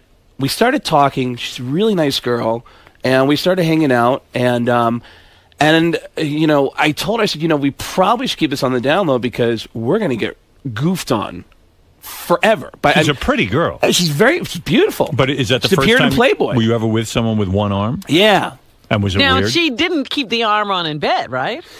It's kind of weird. Like, I don't want to say anything disparaging, but it was weird. It was weird. I mean, I got to imagine it has to be what it's like for a girl to fuck Carrot Top. There's props on the bed. There's just an arm, a plastic arm on the bed. Does that maybe turn you off a little bit when you just see an arm laying on the bed? It throws you off. I see. And I'm so ADD that I can lose everything very quickly. But why didn't you tuck the arm underneath the bed or something like that? She actually gave me a back rub with the half an arm. Oh, gee. I'm thinking about a friend of mine, Kurt Metzger, who has this amazing joke about, He says, I dated a girl with half an arm once. She had like this had like some nubs on the end instead of fingers, and it looked like if you grabbed the nubs and pulled, you could pull the rest of the arm out. Like she might have a good foot of arm still up in there.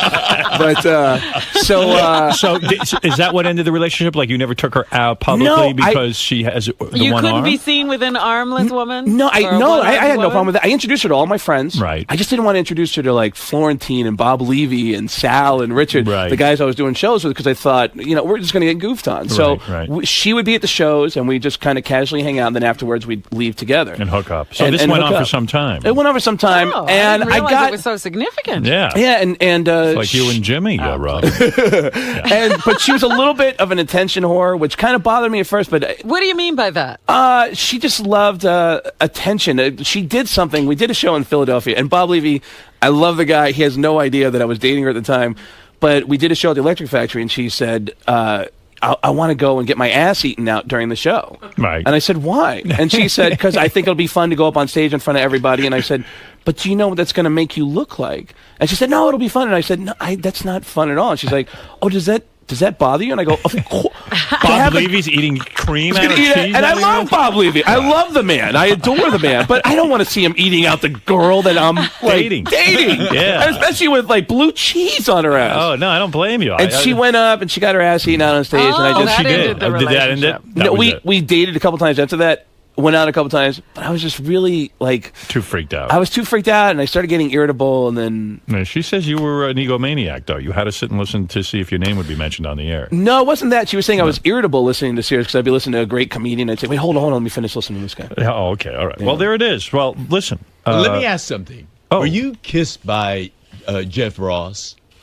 I saw that you gave. But you. My question is, were you? No, I didn't get kissed by Jeff Ross. He's a good kisser. Is he really? Yes, he Jeff is. Ross kissed you, George? On the Shatner roast.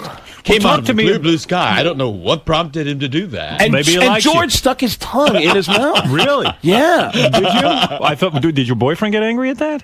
That you stuck your tongue? We shouldn't be I thought the same thing, George. I thought the same thing. I was wondering if Brad got, because I know Brad got sensitive about a couple things he said on the air. So you were saying that you were at the Gene Simmons roast, and then Steve-O was there. Steve-O shows up. He's already lit before we start rolling. Yeah, he likes to get high. And one or two comedians in, he walks behind the dais and pisses on the stage. Oh, for Christ's sake, and that smells. And no one notices it. And I look over at Paul Rodriguez, I go, are you watching this? And he looks over and he goes, oh man, because Steve-O's sitting with us in that end of the stage. Nobody pushed him off the stage. Well, at least he didn't pee on your side. The second time he pees almost on Danny Bonaducci's back, and Danny has no idea. I flipped open my camera phone and I took a picture of it, and it's on my MySpace page. There's a picture of Steve-O almost pissing on Danny Bonaducci. Danny has no idea, and in the corner you can see Ralphie May smiling in the background. But if Danny had seen that,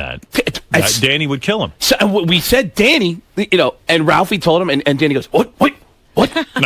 And he goes, oh, no. And instead of taking matters into his own hands, he actually went to a stage manager. And one of the coolest moves I've ever seen, a guy walked over to Steve and said, hey, Steve-O, you want to smoke? And he goes, fuck yeah, dude. And he goes, all right, come here, follow me. And he goes, oh, right on. They walk out, they close the door, and they wouldn't let him back in. They slammed the door behind him. I never saw the guy again.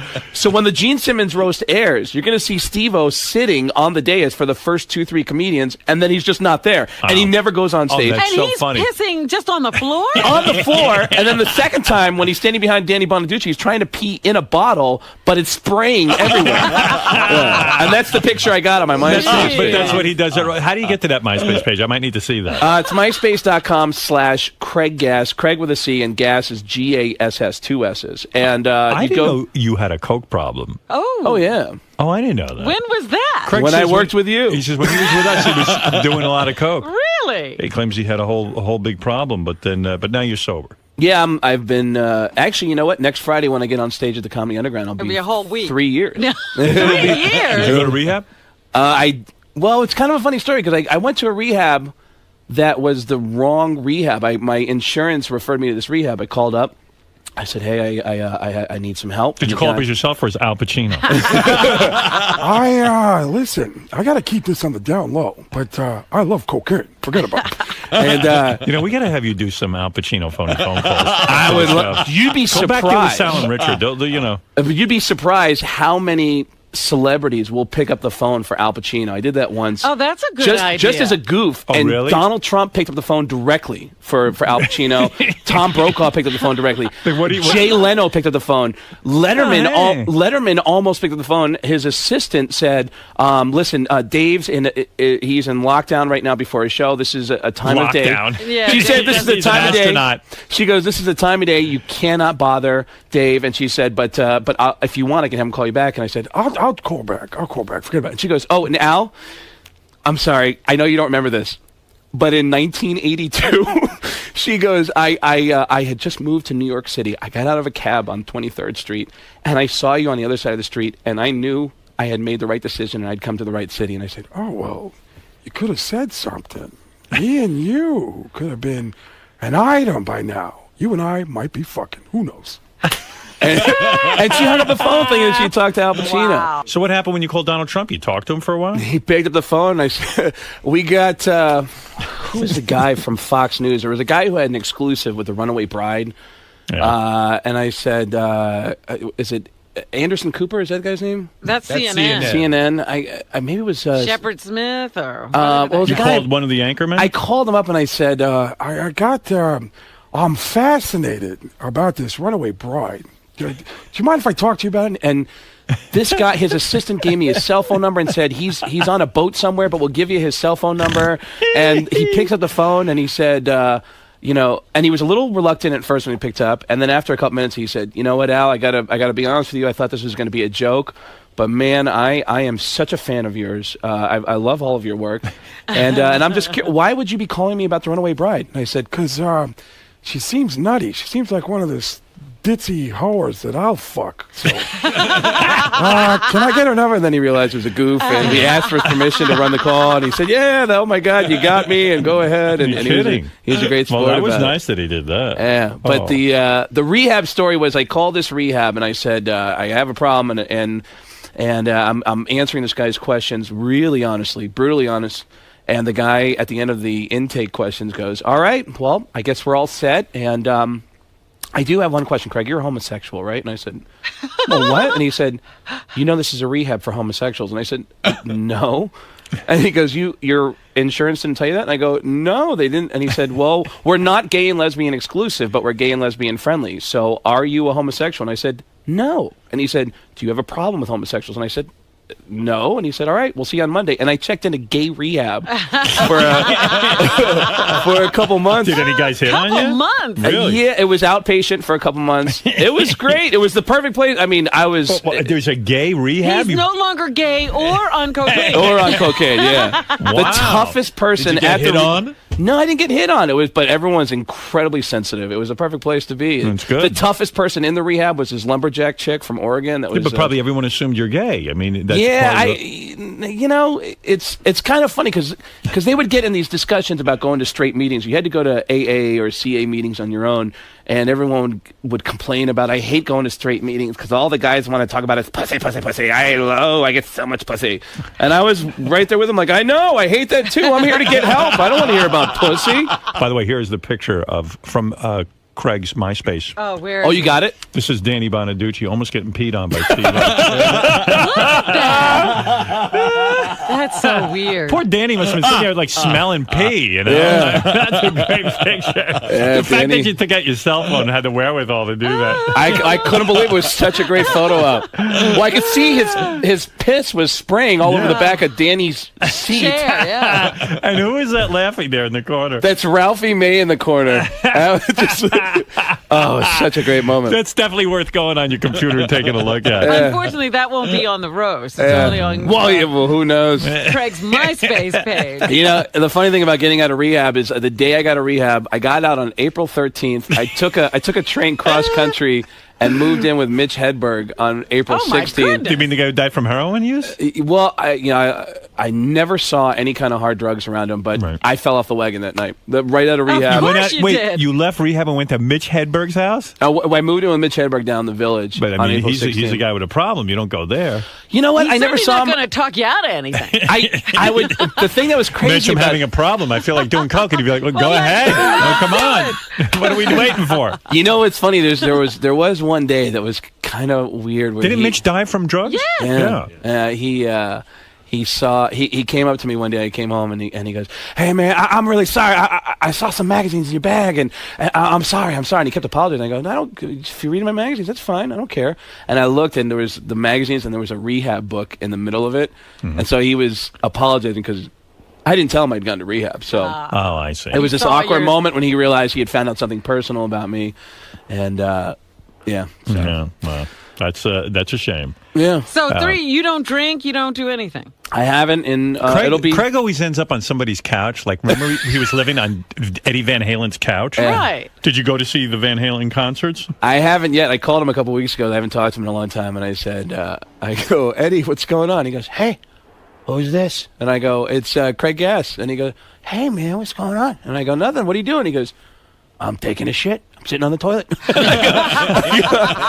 You want me to call you later? And he goes, "Hi, can I call you tomorrow?" And I go, "When's your next day off? I'll just call you next day off." And I never called him back again. Right. I just feel awkward calling famous people. Do you have famous people on your phone that you just like? But you should just call him as Al Pacino. And then you'll be all right. That seems to be the answer. Well, Craig, it is great seeing you. It's great seeing you too. You are great. Sorry you had a problem. Yeah, we didn't know. I'm better now. Yeah, you are. You're fantastic. You're a fan now, George. Oh, huh? yeah. I am indeed. Who Very wants impressive. to fuck? You must like Star Trek Al Pacino, right? Oh, yeah.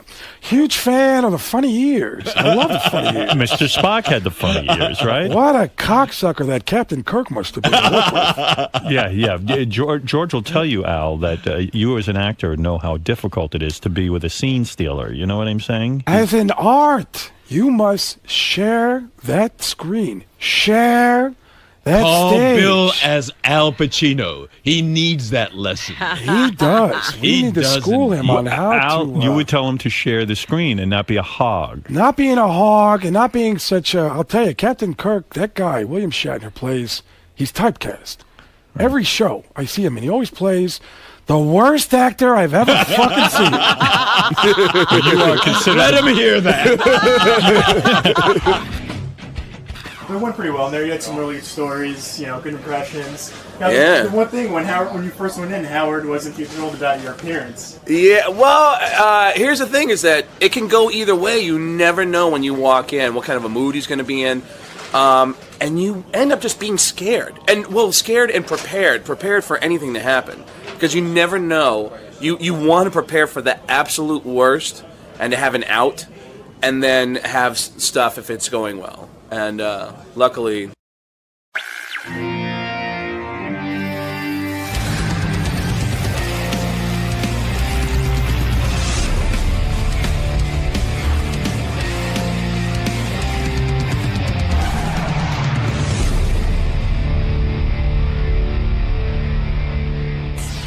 But Trump called me yesterday and he goes, I heard Cuban was okay. He was okay to me. He wasn't that bad. What did he say about me? What did he say? He heard the whole thing. I got to think so. I said, listen, Mr. Trump. I think he was very nice. I know he did say that you had sent him a letter. I did. I sent him a letter, and I said, I think he said it's hanging up next to his NBA trophy. Good, very good, very good.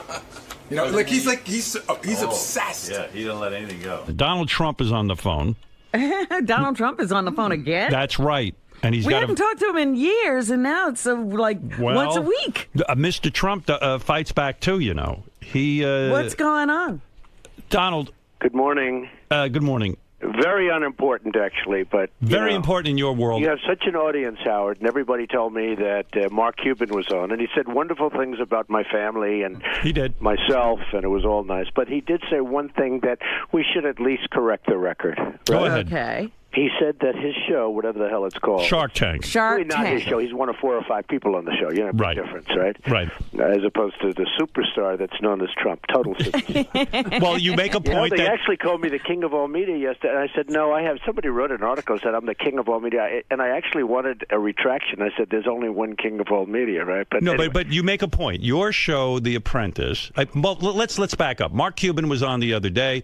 He was talking. We were talking about years ago. He had a show that was very similar to The Apprentice, called The Benefactor. The Benefactor, which was really a knockoff of The Apprentice. And you got on the air. There were 16 of them, by the way, so he shouldn't feel bad because we had 16 knockoffs. We had one the other day that died. It was called The Job. It was on CBS. And it died after two shows, and which I know pleases you because I love it. Your show was the original one. Right. I love it, Howard. And you love when the original. So Mark Cuban was trying to be a show like yours, and you even said on the air to me, his show won't work. You know, and it sounded like sour grapes, blah blah blah. But meanwhile, you were right. The show went off the air. Well, Mark did something that was a little bit rough because he went out, and, you know, I've gotten along with Mark over the last year or so, but he went out with his show, The Benefactor, and he really went after me. You know, instead of saying, hey, and I spoke to him before the show went out, and he was totally nice. But, you know, some idiot told him to go and attack Trump, and this way you'll get publicity for The Benefactor. So he went after me. Naturally, of course, I go then after him. What did he say at the time? I don't know. You know, my show's going to be better, it's going to be bigger, it's going to be this and that. You know, in the meantime, I had, like, the number one show on television. And you felt like you had your back up against the wall, and you had to defend yourself. I had to defend myself. Right. So I've watched you do that all your life. I've been watching you a long time. Yes. And so for anyway, years, so years go by, Mark Cuban does get on Shark Tank. Shark Tank is, as you say, an ensemble cast. It is not his show. Well, don't go so fast. So the benefactor goes on, and it's a total bomb.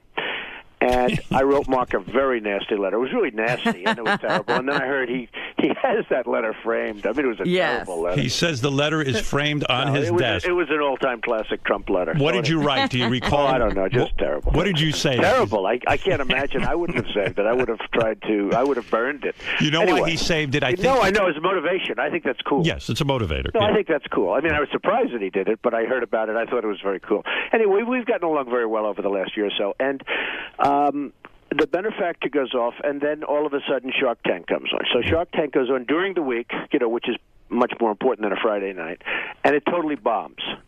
So they think they're going to terminate Shark Tank, and what they do is they put it on Friday night as a little bit of a filler. You know, Friday night is called Death Valley. I see. Well, you know that. I mean, you know, you have a show on Friday night. It's not a good thing. Right. And it did okay for Friday night. Actually did better on Friday night than it did during the week, because during the week it was a total bomb. They thought they were going to have to take it off.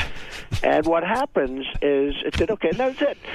So, and it's doing okay on Friday night. But Friday night's not a television night. So maybe they should move it back to a real night, see how it does. So Mark goes on your show, said nice things, but then he did make the statement that the show, Shark Tank, which again is a show of 4 or 5 people that go, you know, do different things, that it did better in the ratings. And I said, whoa, what have we here? Right. I knew it didn't. I mean, you know, I knew that. But so I called up the Nielsen people. You know, I have people that do this. And they called up the Nielsen and the NBC Universal people.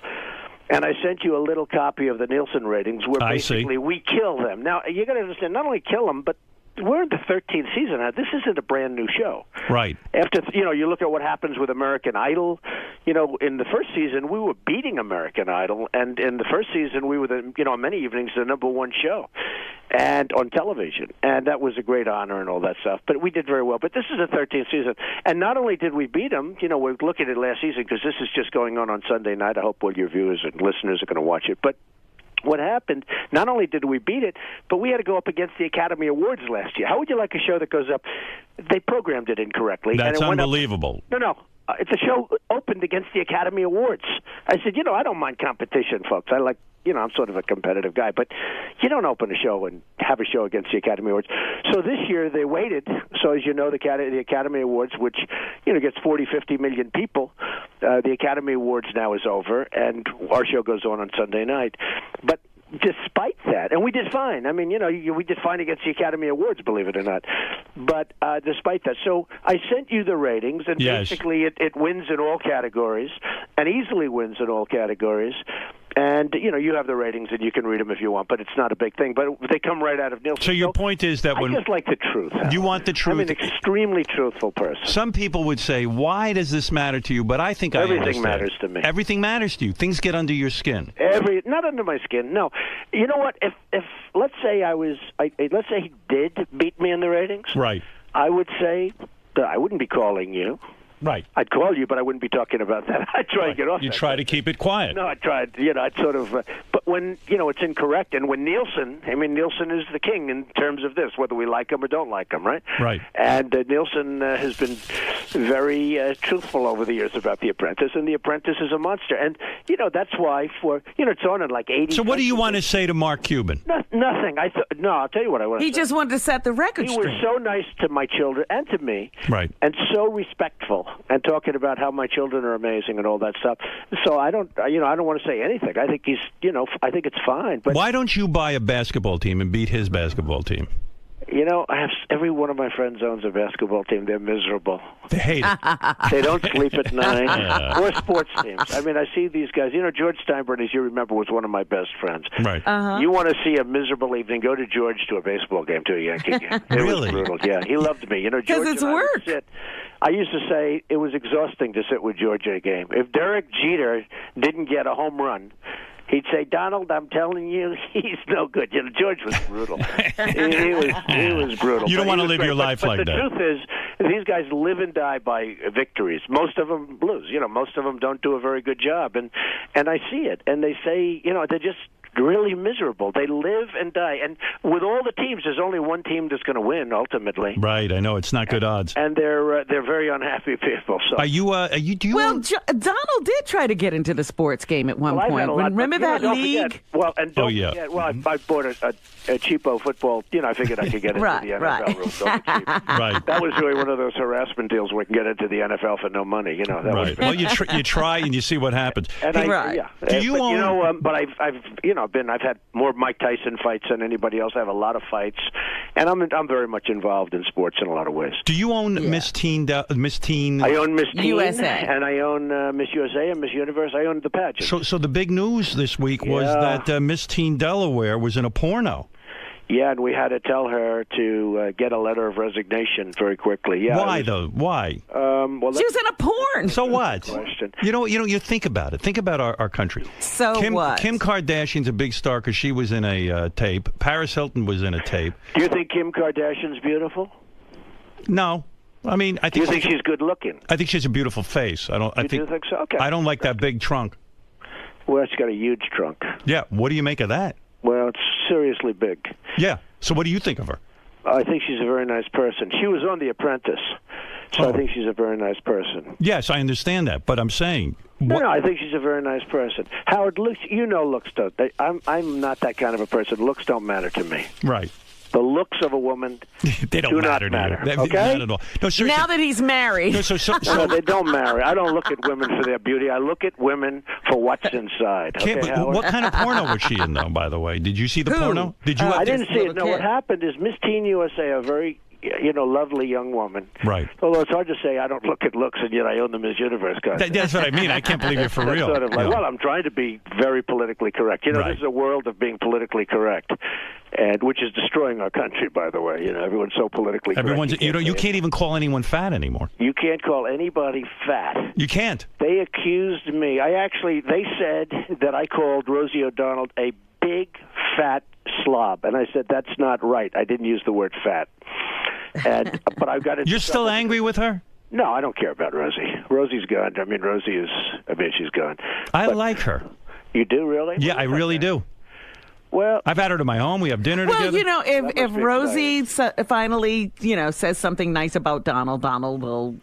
I'm going to bring you guys together. Because you're a guy. No, don't bother. It's okay. But I'm going to bring you together. She's fine. I don't really think about her, to be honest. But what happens is the young woman from the Miss Teen USA, beautiful young woman, got very much involved with the whole porno deal. And she actually, we suggested it to her because it's nicer. But she actually was, she gave her a letter of resignation. That system, that beauty pageant system, people don't give it enough credit. It's an amazing system. These parents, the way these girls, most of them are grown. I mean, it's amazing. How does it work, though? It's like a military regiment. No, but how does it work? In other words, did she try to cover? Like, she was in a porn, obviously, years ago or something. She was in a porn, and it came out, and because she, it couldn't have been years ago. She's not that old. Within the world of the beauty pageants, Miss Teen USA, that's potentially a Miss Universe candidate. Right. Miss Universe. Do you know in some countries, like in South America, if you become Miss Universe, you don't pay taxes for the rest of your life. There's no bigger. In Venezuela, as an example, and we had Diana Mendoza. You remember the great Diana Mendoza 2 seasons ago on The Apprentice? How beautiful she was. She was like the most beautiful. Super hot. But again, I didn't notice that. Anyway, but you know that in Venezuela, Colombia, Brazil, if you become Miss Universe, you're like the biggest star. You're bigger than any soccer star. You're bigger than anything. It's the biggest thing. So anyway, but describe to me how it works. In other words, let's say, so did she try to hide the fact that she was in a porno, and then you guys discover it? We don't know whether or not she hid it, but it came out. And the problem is because she's Miss Teen USA, all of a sudden she has a lot of notoriety, and probably one of her friends that's jealous of her because that's the way life works. Everyone's jealous. They're all jealous of you, Howard. Of course. They all kiss your ass. And then they, behind your back, they say you're terrible. But what was she thinking being in a porn? I don't know. Well, because it was before she did this. Was it a home She tape? didn't know she was going to be Miss Teen USA. I mean, she figured she'll do porn, she'll make some money, and then she'll become Miss Teen USA, unrelated. And that's what happened. She won Miss Teen USA. Will you watch the porn? I want to see it because... Will you call me and let me know how good it is? You're going to watch it because you know what? She must be insanely... When do you see a girl that insanely hot in porn? She's supposed to be very beautiful. I mean, I've met her once quickly, but she's supposed to be very beautiful. But she got involved, and she actually offered her letter of resignation, and we had to accept it. You would not have. You would not have accepted it. Oh no, I would have made. You would have said you're a double winner, right? Well, if she hadn't resigned, what would you have done? Would you have just fired her? Well, we probably would have had to. It's a very unique system. I mean, the parents would have gone nuts. The people that, and it's a big. I look at the different magazines and I see how they're dying. Right, they're just dying. It's over. You look at pageant. Did you ever hear of a magazine pageantry? No. The thing's like 2 inches. You never saw anything like it. I'm heterosexual, of course I have. Well, okay, pageantry, but it's a magazine on beauty pageants, right. And it's like through the roof, and it's just amazing. It's a big deal, and she did this, and she was forced to, and she was asked to, but she resigned, and she did the right thing. Did your Twitter account get hacked? Yeah, it got hacked. How does that happen? Somebody, well, you got a lot of geniuses out there, and I have a hot Twitter account, @RealDonaldTrump. Will you tell your people to hook in? So, @RealDonaldTrump. Isn't it crazy to you that, somebody that smart is busy wasting their time hacking into your Twitter? Yeah, it doesn't do them any good other than they get arrested. It's like crazy. So, we're looking at it. If you had that ability, wouldn't you spend every minute, inventing stuff and becoming very wealthy? Well, they hooked in, and they put a quote from Lil Wayne on my account. On your account? And for 10 minutes, I was really ridiculed. All the enemies said Trump has lost it. This was something to do with the hose and women. All women are hoes. So, this thing came out, and I'm going to have, in a very short period of time, over 3 million people. Wow. And it's a big deal. And sure. I think they pick up 20 to 25,000 sometimes a month. And, it's just going through the roof. How many tweets do you do a day? Mine's new compared to some of these. What? How many Twitter followers does Mark Cuban have? I don't know. I didn't check. Don't you? You have to check. Hope he has a lot. I didn't check. Don't you check every day to see if you have more followers than Mark Cuban? No, but I have other people that I do check that with. And you tweet? I do have other people. Who do you check? Who do you check? I have very important followers. I have, haters, and I have losers, and I have reporters, and I have everybody's on mine. But I know you. You must have actually researched this whole Twitter thing, and you probably have people who know how to cultivate it and how to handle this Twitter thing. I have great people, but you know what? More importantly, but it's my thought. I mean, it's my thoughts. Nobody else will give thoughts like this, and I don't know if that's good or bad, but it is my thought. Like for instance, the Pope. Why is he? He should just ride it out and die. He looks so bad. Everyone's saying, "What did he do wrong?" They said it wasn't the first time. I said, "Oh, really? When was the last time?" 600 years ago. Okay, let's call that the first time, right? But the Pope should just sort of sit back and enjoy and relax. Of course. Put some other people and run it, and you die. I'm used to watching old popes, like Pope John. I mean, the guy couldn't even walk. He was bent over like a pretzel, and he was cool. But the thing is, Donald, you must imagine that something very bad Well, no, is forcing him out of office. There probably was, but I don't know. This Pope didn't resonate. You know, a little bit like Mitt Romney. Mitt Romney should have won the election, and I liked him, and I do like him. He's a nice man, but he didn't resonate. He does. You don't warm up to this Pope. You know, I like Mitt Romney, and I call them the same. This Pope didn't resonate. First of all, he comes from Germany. Somehow, you know, hey, I'm part German. You know, a German Pope. I'm not sure that works. What do you think of the new black Pope? Maybe that might be a big deal. That'd be very exciting. Donald wants to see a birth certificate. Do you want to see a birth certificate on the black Pope? That would be very exciting. Very exciting. Hey, but listen, on the Twitter. So it's like I'll have 3 million, 4 million people within whatever period of time, right? So for millions of people. So essentially, I own more than the New York Times by a lot. Right. And I don't have to sustain the losses. That's true. You know, the New York Times used to have a lot of power. Now it's a whole different thing, and it loses its ass. You know, I mean, the newspaper business is going to be over very soon. When people see me reading a newspaper, like my kids, Ivanka comes in. She said, "Daddy, what are you doing?" She looked at me reading. What is that? She doesn't understand what I'm doing. I know. It's You're getting your hands dirty with that print. Why are you doing that, Daddy? And she picks out her computer. She presses the name Donald Trump, and she gives me 20 stories. Don't you? Isn't there something you love about still holding a newspaper in your hand? Me too. We're old-fashioned. They do too. Yeah. We're old-fashioned. But you get about 10 years younger, it's like they look at us like, forget it. Hey, do you lay in bed and watch the Oscars, and do you tweet during the Oscars? Well, I did this time. And I got Are you laying in bed with your wife when you're watching the Oscars? Generally speaking, yes. Were you completely nude and she was nude? Well, let's not comment on that, but she has at least she has a great figure. You ever tweet, "We're here completely nude"? Yeah, but we won't comment on that, but she has a great figure. But I did tweet on the Oscars, and I... Yeah, you didn't like the Oscars so much. No, I thought they were... I think I didn't... First of all, I thought the set was terrible. It was so tacky. It was disgusting. I really thought Seth MacFarlane was fine. Right. I thought that... I don't like him. You know, he did me on the Comedy Central roast. They roasted the hell out of me, by the way. Right, I remember. Yeah. He was the guy, and he was terrific. He was terrific then, but he could really be the Seth. He was held back, even though they said he went too much. He was held back. Right. But I thought that there was a lack of glamour. I mean, even the woman who won, she falls down the stairs. You know, that's very glamorous. With that dress, I mean. No, think of it. Yeah. Think of it. In the old days, Vivian Lee. They knew how to do it. But you know, you're right in a way. Vivian Lee did not fall. Clark Gable didn't. You're right. Her falling down was sort of the symbol, if you will, of the whole thing falling apart. Yeah, the whole. No, I thought it was fine, but I didn't find. And I tweeted. I said, "Where is the glamour?" Because I'm a romantic. People wouldn't know that about me, but I'm a major romantic. But I said, where is the glamour? Where is the beauty? There's no beauty. There's no glamour. Why can't I warm up to that Anne Hathaway? I find her annoying. You know what? I'll tell you what. It's going to happen. She lived in Trump Tower. I like all people that live in my buildings. Okay? Right. Anybody that lives in my building, even if they're really unattractive, I consider them to be beautiful. All right? Right.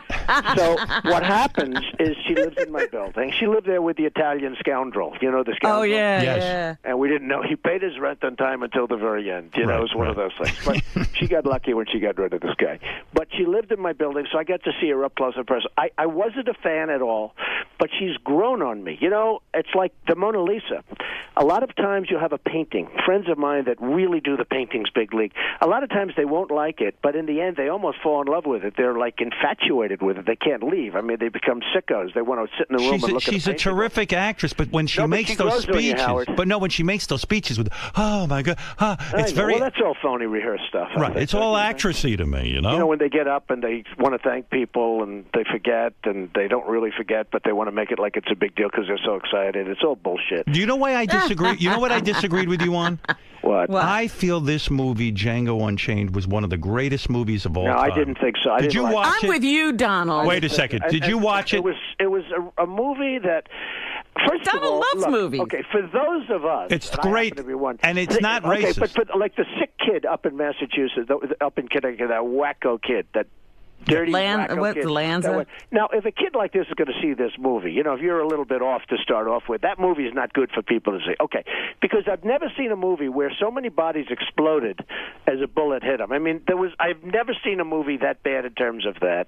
And you know, I just Terminator. thought it was a terrible movie. I thought it was a totally racist movie. No, why would you say that? It's not In racist. fact, I thought it was racist. I'll tell you why it's not racist. First, you you had the white guys killing the blacks. Then you had the black guys killing the white. I thought it was a terribly racist movie, and I thought it was really vicious and really. I thought it was bad. You know, these people that talk about gun control and should we have guns and shouldn't we have guns. But when you look at that movie can really screw up some kid that's a little I bit admired that movie, and I'll tell you why. It reminded me, even though it's a fantasy, it reminded me that our country was based on something so horrible, so horrific, slavery.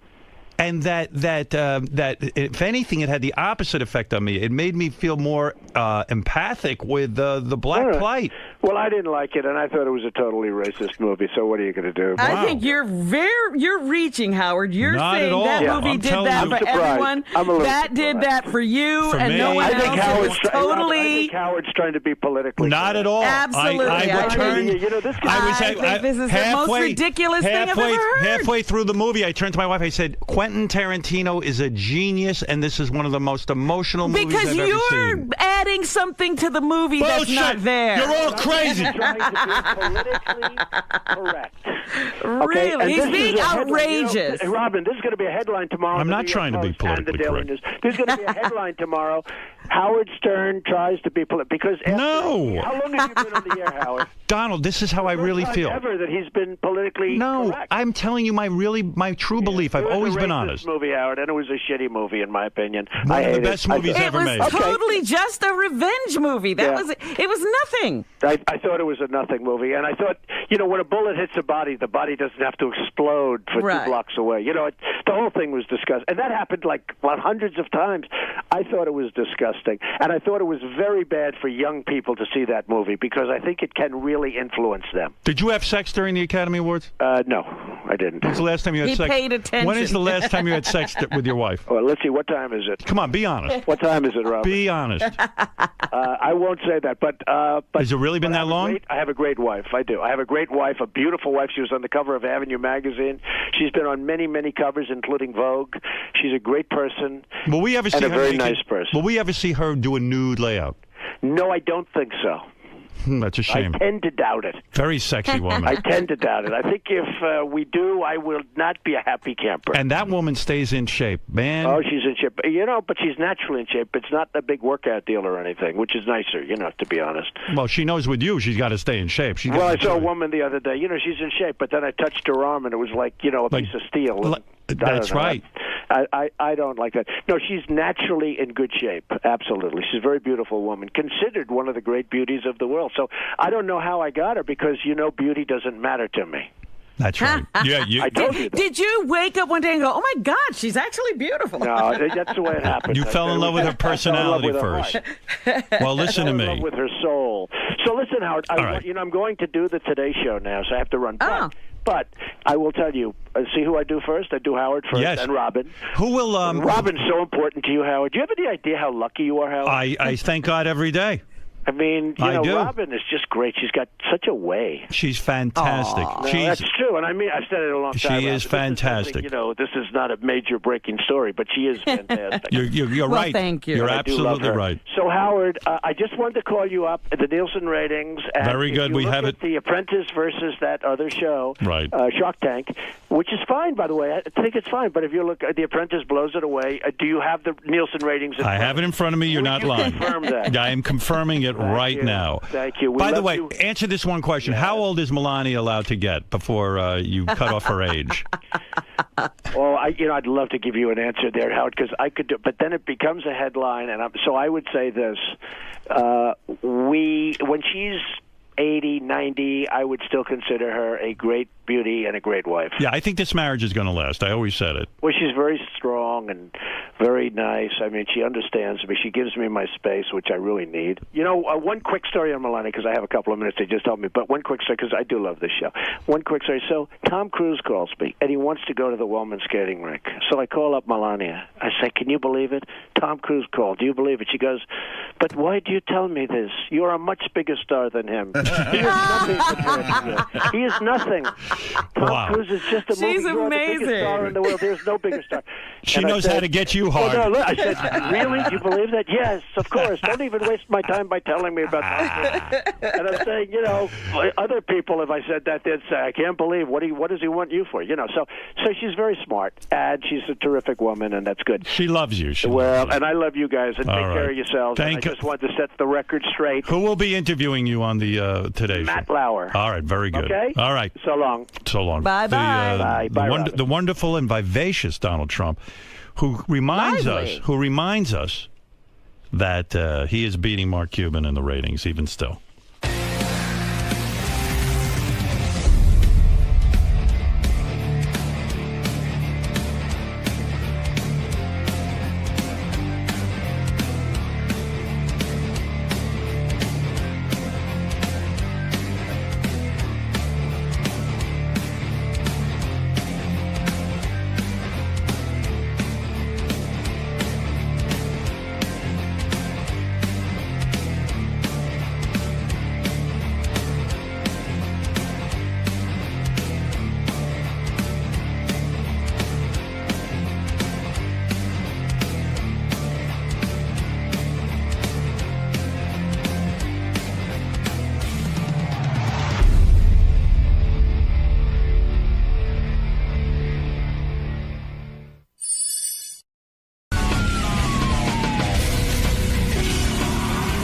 Kind of cool show happening today. Jimmy Kimmel, who I saw this weekend, by the way, we were hanging out. Oh, yeah? Yeah, Jimmy and his cousin Sal. He's dating his cousin Sal. Yeah. No, Sarah. Well, I did have some alone time with Jimmy. Yeah. And I got to ask him about, Sarah Silverman. Did he open up? He opened up, but, when a guy opens up to you in private, this is the problem with me associating with people outside of the show. They kind of give you they preface their statements by saying, look, this is some stuff I'm going to talk to you about. It's embargoed. And all I'll tell you about that, I'm embargoed. But I'll ask him about it on the air, and we'll see how clean he comes. But yeah, but you know what? Do you really care more about Jimmy than the show? Fuck him over. Really? Well, let's go. Yeah, that's anyway, right. I am a man of my word. Are you ever going to get better information out of him? Yeah. But I got to tell you something. This is how bad I am with people. This is another story of how bad I am. Jimmy began to open up to me about him and Sarah and, what was going on. And was really open, huh? And afterwards, Beth says to me, well, what did Jimmy say? I said, I don't know. You had no idea? You didn't even listen? You blanked out? I think I listened, but I didn't understand what he was saying. It didn't make any sense to me. I think the only reason you listen to me in those situations is because you're so fascinated how fucked up I am. Heroin is something. He's really fascinated about interpersonal relationships. Yeah, but I think maybe it's boring to him now. I listen to you because we're on the air together. That's geez. right. I can. So in a year and a half, I should stop calling. If Jimmy talked to me on the air, I would understand everything. Right. You'd question him. You don't even ask questions. No, I meant even personally. I did, Robin. Even when I call you, you listen. Yeah. But I even said to Jimmy, I said, I don't understand what you say. In other words, okay, you guys broke up and you're explaining it, but I still you don't get it. I still don't know. I don't even know that you really told me anything here. I don't understand. And then he started again to tell me stuff. And maybe he was just being guarded or whatever, but I have I've had that experience where people are saying a lot of words, but I don't understand anything they're saying. Yeah, I mean, I'm telling you. They're usually foreign people. I swear to you, I am as in the dark as before. And the only thing I know is what Jimmy has said publicly, that she broke up with him. So basically, you are saying everything you know on the show, so that's good. Yeah, I am. I mean, I could tell you everything he said, but it doesn't make any sense. So, he'll come in here, and whatever he's comfortable talking about, we'll He probably isn't comfortable talking about any of it. Probably not. On the air. No. All right, Jimmy Kimmel's here, man. Old friend of the show. We got a lot of old friends here. We don't have no new friends. We got only old friends. What the fuck? Kind of like you. Yeah, exactly. Fuck you. Come on in. Jimmy. Hey, what's happening? How you doing, man? Good, thanks. I thought you were going to come to my hotel room and wake me up there. I wish. At this thing. So what brings you down to the show today? What do you think brings me down to the show? What are you talking about? Oh, I have a lot of important things to talk about on the show. Gary's penis. What you're talking about right now. Yeah. No, I had a similar thing done to my penis, so I feel like I can add a lot to the conversation. You're going to share your experience with us Yes, today about that? I'll help make men in their cars crouch over throughout the morning today. All right, Jimmy Kimmel's here. Bring in Jimmy. Jimmy, you gained weight. No, that's Artie. There's Jimmy. Jimmy's actually lost weight. Look at Jimmy. Jimmy's thinner. Good to see you, dude. Artie's thinner, too. Hey, James. Hello, Howard. I can't hear anything in my headphones, but my cans. Host of Jimmy Kimmel Live. Don't act like you haven't seen Howard. We heard you spent the weekend together. Yeah, we made love. I thought that was going to be our secret. No, that wasn't a secret. Oh. It's just, you know what it is? What? When I hang out with Jimmy, I feel kind of like I disappoint him. What? Why? Because when I'm not on the radio, I'm not a whole lot of fun, and I'm actually kind of quiet and not all that witty. And I think Jimmy kind of worships me a little bit. Are you fishing for compliments? No. Jimmy, I'm being serious. Jimmy, welcome to the show, Jim. Jimmy looks up to me.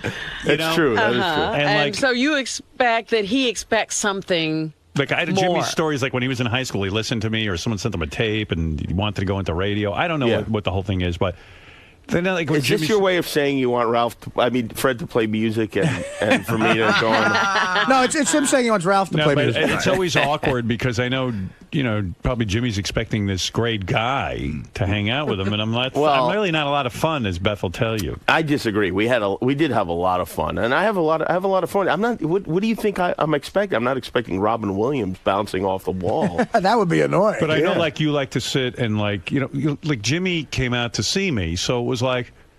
Then I feel obligated that we should be together. Yeah, well, that is one of the things when you go visit when somebody. When you visit someone, they actually are supposed to be with you. You should do the Great Gatsby. You should just never show up. Well, after Jimmy left, I said to Beth, I said Jimmy's a great guy. Everyone knows I love Jimmy. I think Jimmy's a really together great guy. Together? Yeah, he's got it pretty together. Robin. Yeah, he is pretty together. Robin, you're sitting on a pot of coffee. How dare you judge? Well, nobody said I was together. I really like Jimmy. No one could be an easier house guest. I even like his cousin Sal. He's an easy house guest? I am. Sal, yeah, because Sal is like that wall. He doesn't say anything. He's saying like a potted plant. He was nervous. He's not usually like that. But I said, you give Sal a sports sticker. He's fine for I said to Beth afterwards. I said, Jimmy coming out to the house makes me realize I don't think I want people coming out to the house. So she goes, good, thanks, Jim. This is positive. She said, why? She goes, no one could be easier than Jimmy. Like, Jimmy's so great. I said, that's right. And the fact of the matter is... Everybody else is a pain in the butt? No. I said, even I can't handle that because I couldn't even sleep when Jimmy was over because it was like... I'm like, oh my God, Jimmy's probably awake and he wants to Let me go down and see what he's doing. So I'm up at 5 a.m. checking to see if Jimmy's up. Who's up at 5 a.m. looking to get together with their... I'm neurotic. I can't have people He doesn't over. want Jimmy to be walking around while he's sleeping. You know what you got to do, Jim, is you got to just... Howard knew I'd be asleep till 3 p.m. Well, and then at 9 a.m. I was going to have a chess lesson. I felt guilty. I said to Beth, is it okay that I'm having a chess lesson? Because what if, it was for an hour. So I was like... She goes, well, I guess so, but Jimmy's your guest, and he's here. And I go, but I want my chess lesson, too. You mean Jimmy can't hang out with his cousin and do stuff? No, I'm fine. I don't like to get up early anyway. But in fact, I actually intentionally, I got up what I thought was early. I got up at I made sure to get up at 9:30. So around when your chess lesson was over, then we could hang out. Yeah, we you should have combined the two and had Jimmy give you a chess lesson. Yeah. Why don't you just say to your guests, you know what? I got a chess lesson at 9 or whatever, and do whatever you want, and I'll see you in the afternoon or something. I'm just not good. I feel guilty. Everything is very well scheduled. Yeah. Yeah, I mean, you're very well scheduled. You know what's happening when you go there. It's almost on a list. Yeah. Well, I'm glad Jimmy went. Now I have someone I can call to ask how the house looks. When you straighten yourself out, you might get up. Well, yeah, they don't want, crazy drug people knocking at the door. What, me and 3 cops aren't fun to have over your house? But so I always feel like... We don't want Artie making an escape. And then the other weird aspect is, I'm hanging out with Jimmy, and... And, you know, where Jimmy and I were having a private conversation. And I even said to Beth, I'm going to ask Jimmy about Sarah. Did you hear my rap about this morning? No, I couldn't get my serious. Dude, you and fucking Sarah went through weird shit. Howard told us on the air. What the fuck, man? I would never do Thank God you got out of there. With a midget? A midget? It wasn't a midget. He was just short. No, I said, you know, Jimmy and I were talking. And I even said to Robin this morning, I said, I sat with Jimmy. We talked for like, I don't know, a half hour, an hour privately about, you know, about a bunch of things. But one of the things being what happened with Jimmy and Sarah. I need an explanation because I was close with Jimmy and Sarah as a couple. And I said to Robin, I have no idea what Jimmy's talking about. He says, first of all, of course, it was not for the air, but in the same, he said he went to Beth and he couldn't tell her what you said. Because immediately, you know, after we had the conversation, Beth wanted to come down, but she saw we were talking privately. Oh. She said to me, okay, so what did Jimmy say about Sarah? Right. I said, I don't know. I don't know what the fuck he said. For Howard to listen to you, you have to work Howard into the conversation. Yeah, there you go. I don't know what I said either. I mean, I don't know. It was the lamest, most He mysterious. said he's not sure you know why you broke When a chick asks me what their day, if I want to hear what their day was like, I'm like, only if I'm in it. Yeah. I wish it could have been more interesting, but No, it wasn't that it wasn't interesting. I just didn't understand. He said you were saying things, but he couldn't understand what you were saying. I don't understand what I'm saying most of the time either. So. You know But what I maybe mean? it wasn't not that interesting. Maybe it wasn't interesting. And then also it's awkward because Jimmy says to me, look, this is private. So I said, okay, well, you know, so what does that mean? I can't well, call here's the problem. Inquirer? Here's the problem is that I know you would like me to talk to you about these things mostly because you're curious about this stuff, but I know that Mostly because he's a yenta. it's hard for you to remember what is okay to talk about.